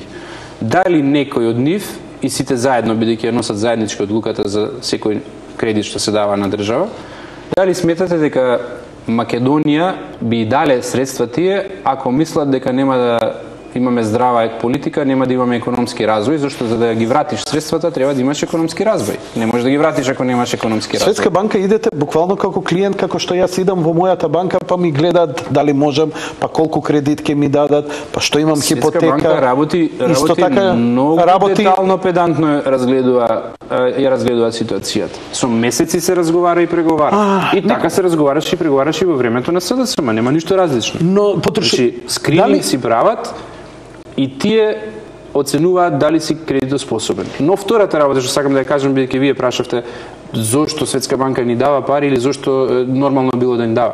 Знаете со која камата ги добиваме парите од Светска банка, овие конкретно 50 милиони долари последните што ги добивме? Не. Со 0,6%. Да, и за мене до 5000 евра да земам кредит. Ај, ќе им се јавам кој ќе заврши емисија, 6 сати разлика. Врски, да, кажи, слушай, имам еден момак, симпатичен, недоварен. За 5000 не е проблем. Ваков кредит, па ова е Тито, у времето на Тито вакви кредити се дава.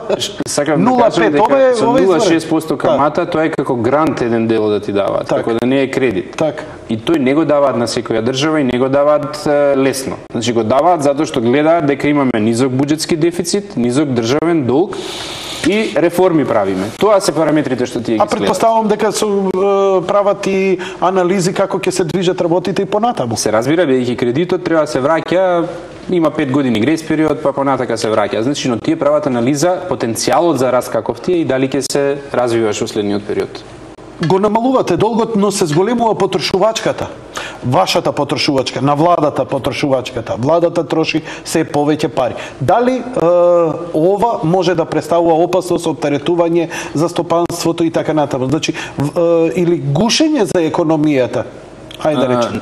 Во вакви околности, како што сега имаме последниве години со светскава криза, државата мора да троши малку повеќе.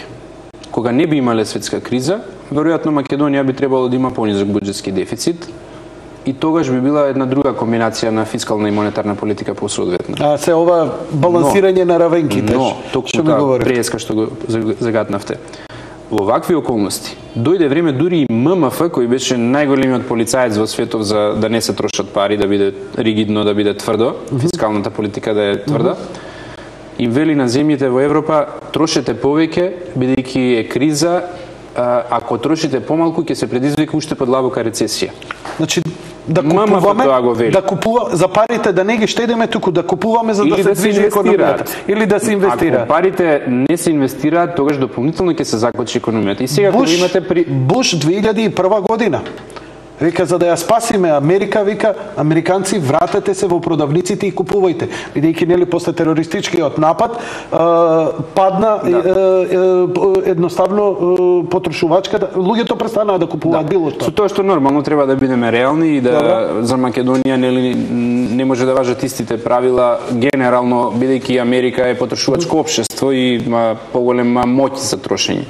Но Македонија, ако не е државата во овој период да креира работни места, да креира проекти, да капитални инвестиции, фирмите уште помалку би имале работа, ако немаат фирмите работа, нема плата, нема вработување. Уште подлабока би била рецесијата или последиците од кризата. Значи, за овој период Скопје 2014 не е само интересен од аспект на разобовување, естетизирање, привлекување на туристи, туку и директно помагање на самата економија и покрај сите дебати што се водат околу естетиката на целата, има тука и посуштинско, дека тоа прилично поттикнува една голема гранка градежништвото во Македонија. Точно, јас ви кажав и пред малку кога разговаравме за градежништвото, во кое што голем дел е секако и проектот Скопје 2014, но има и други проекти во други области, во здравството, во образованието, патиштата и слично. 16% е растот.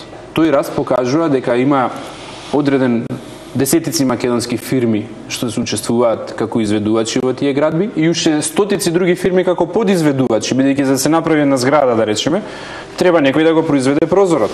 Треба некој дрвенаријата да ја произведе, треба некој паркетот да го произведе, треба некој плочките да ги произведе.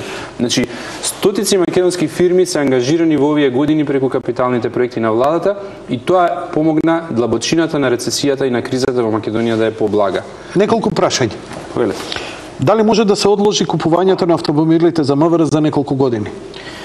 Па, одложено беше 10 години. Последните автомобили што МВР ги купи беа од 2001 година, а тие автомобили, како што знаете, се возат со многу повеќе од колку нормален автомобил, бидејќи таква им е работата на полицајците и беа истрошени, наистина по 300-400 илјади километри поминати автомобили, а треба да се најсовремени, најбрзи и да можат да, ако има акција да се гони некој, треба да бидат подобри од колку другите автомобили. Се сеќавам ми дека кризата беше само да кажем уште ова. Важи и за МВР, но важи и за другите државни институции.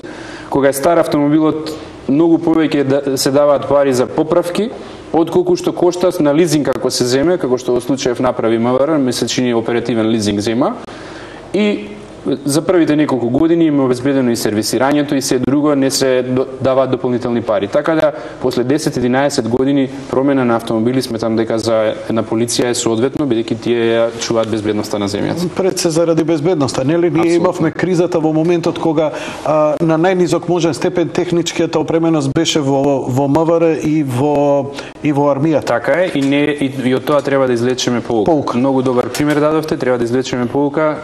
Има работи на кои што треба да се штеди, но има и работи кои што една држава мора да ги има.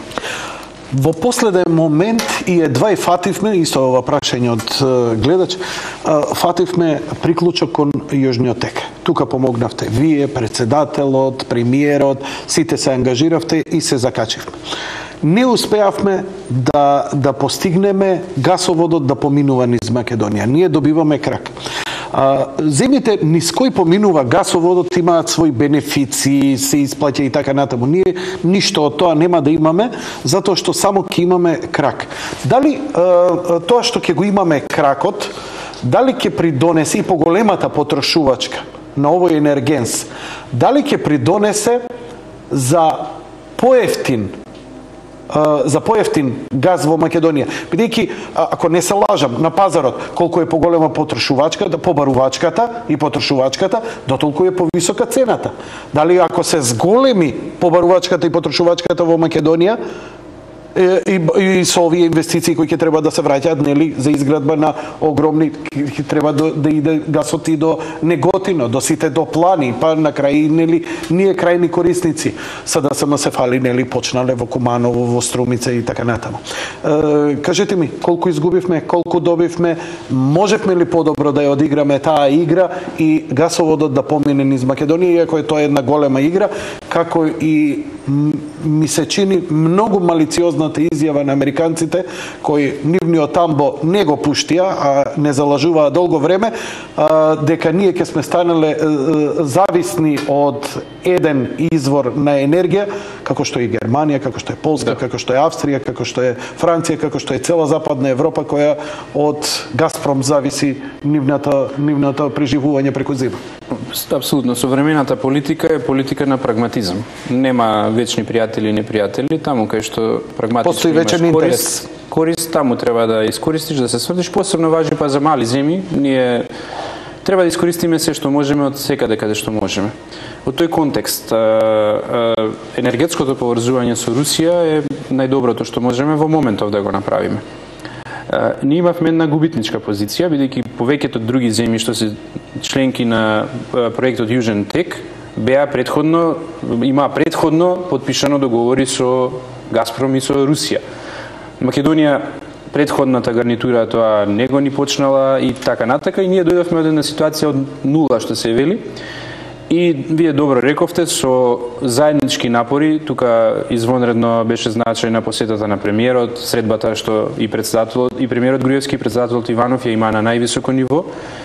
И потоа во рамките на комисијата македонско-руска со која што јас председавам, на неколку пати го разгледувавме тоа прашање и на тој начин успеавме како Ма тие не ни планира, една мала земја што не име и значајна. Тоа сакам да кажам, значи успеавме да се избориме Македонија од почетокот, како што видовте, барем крак кога се почне изградбата да биде дел од Јужниот тек и да добиеме приклучок кон Јужниот тек. Да. Значи, Македонија како мал потрошувач не може да биде транзитна земја, ниту пак по географската локација каде што сме, од аспект на она што му треба на гасоводот на Јужен тек, тие едноставно сакаат да однесат газ од делот на Русија, од каде што се вади гасот, преку Црното море, под Црното море, добро, преку Бугарија, дел од Србија, еден дел од Србија, и нагоре оди Унгарија и потоа ја промашија и Хрватска, бидејќи поедноставно име преку Словенија директно да влезат нагоре и продолжуваат дел за Европа, дел на кај Италија.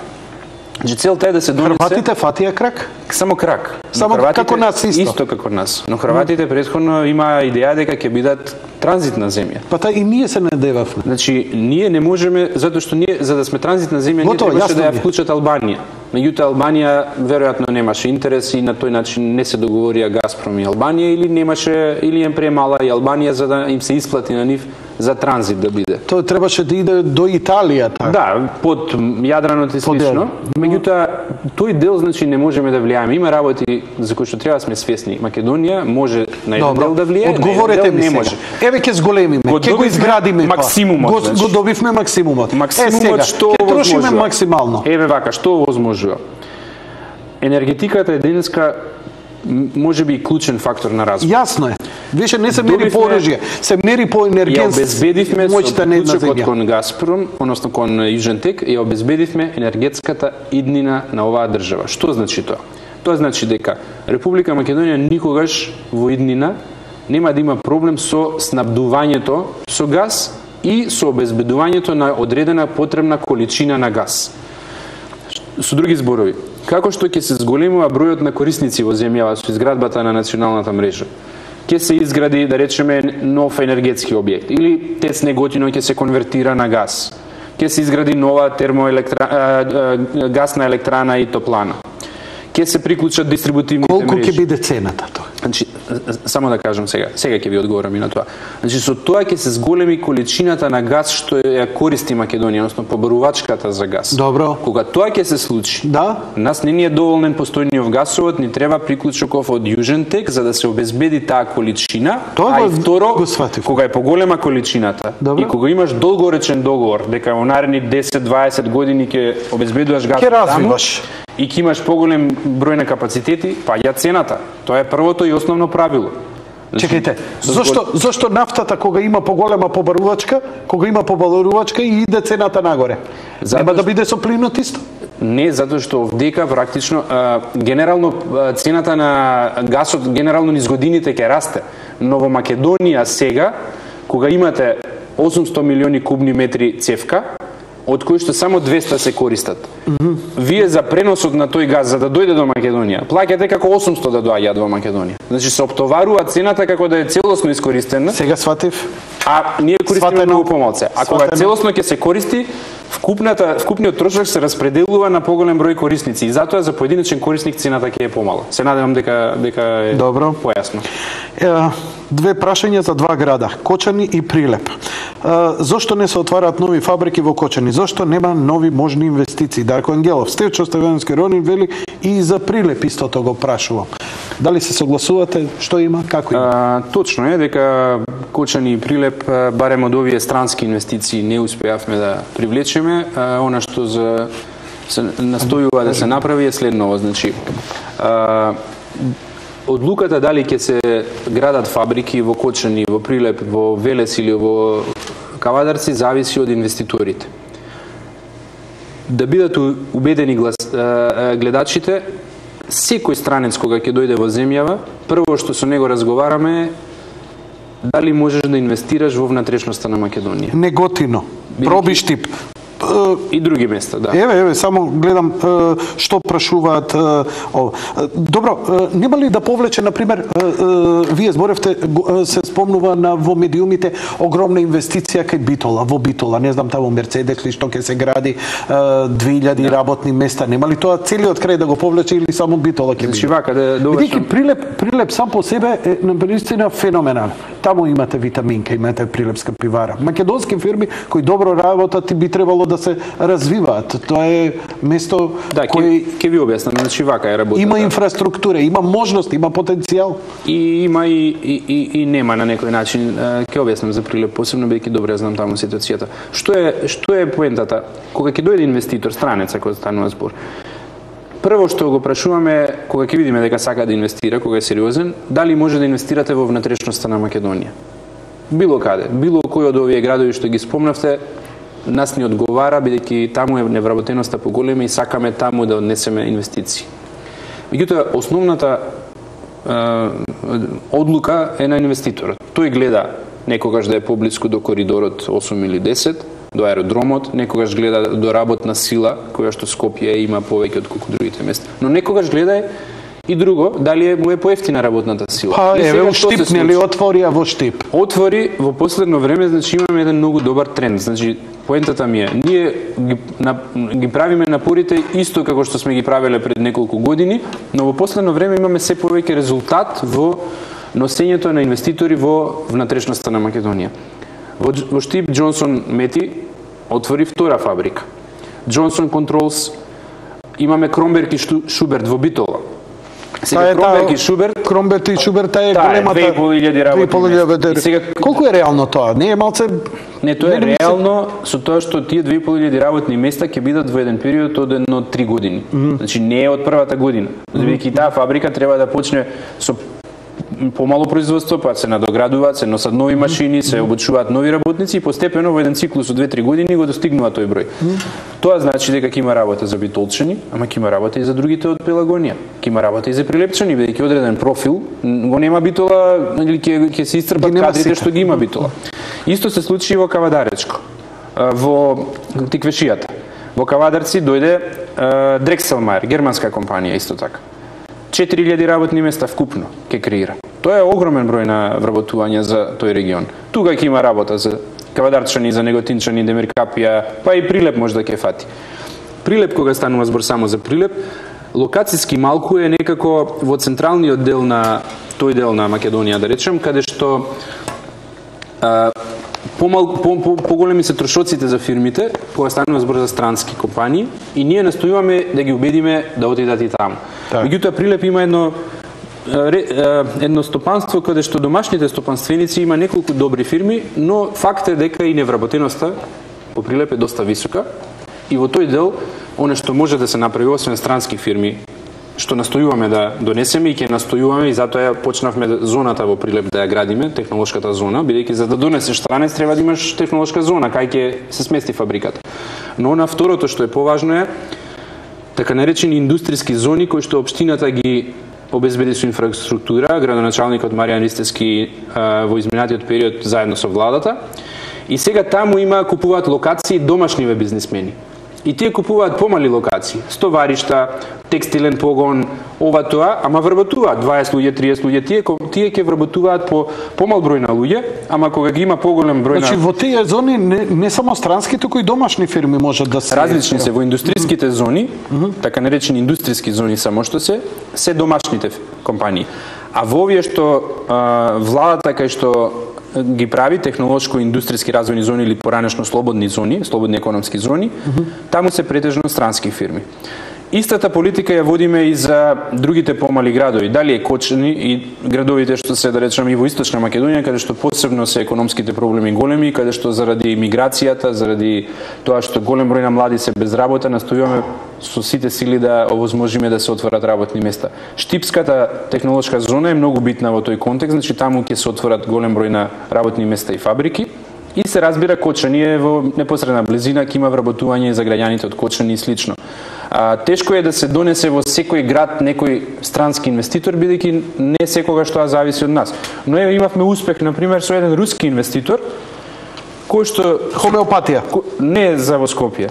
Пардон? За во југозападниот дел на Македонија, не можам да кажам точно местото, бидејќи е негова одлука кога ќе објави инвестицијата, ќе објави некаде во јануари, но во едно мало градче во југозападна Македонија каде што ни еден погон нема и ништо не работи во моментот.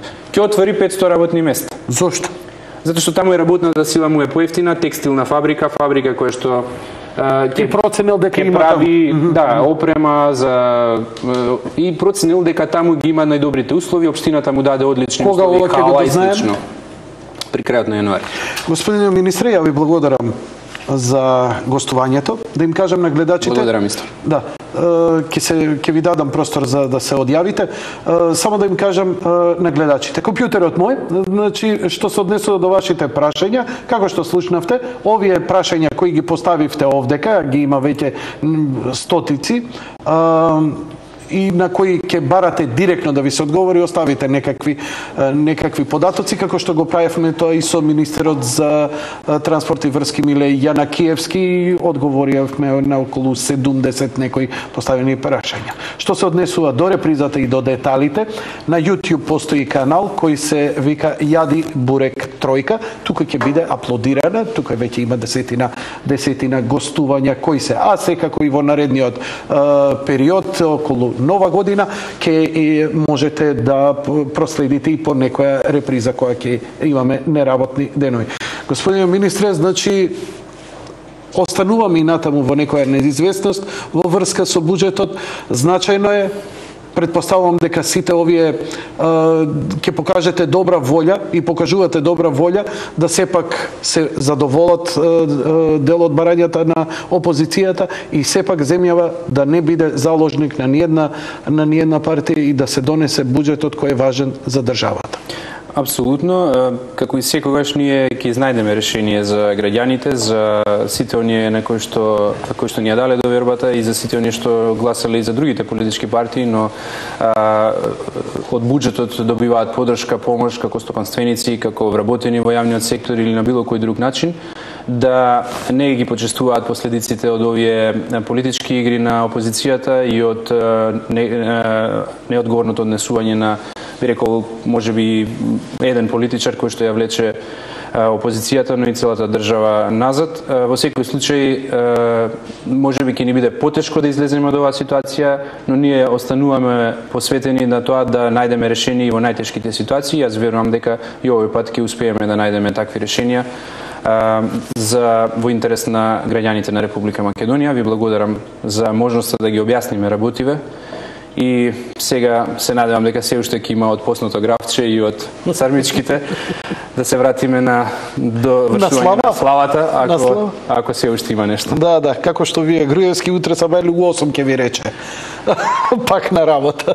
Тоа е веќе вообичаено, така да веќе стана составен дел на мојот живот и ритмот на работа е таков, меѓутоа од друга страна има многу мотивација кај нас да ги реализираме оние проекти кои што значат подобар живот и верувам дека постепено и оваа криза европска и сите случувања ќе бидат надминати и ќе дојдат подобри времиња. Благодарам. Почитувани гледачи, тоа беше се за вечерва. Лека ноќ и пријатно.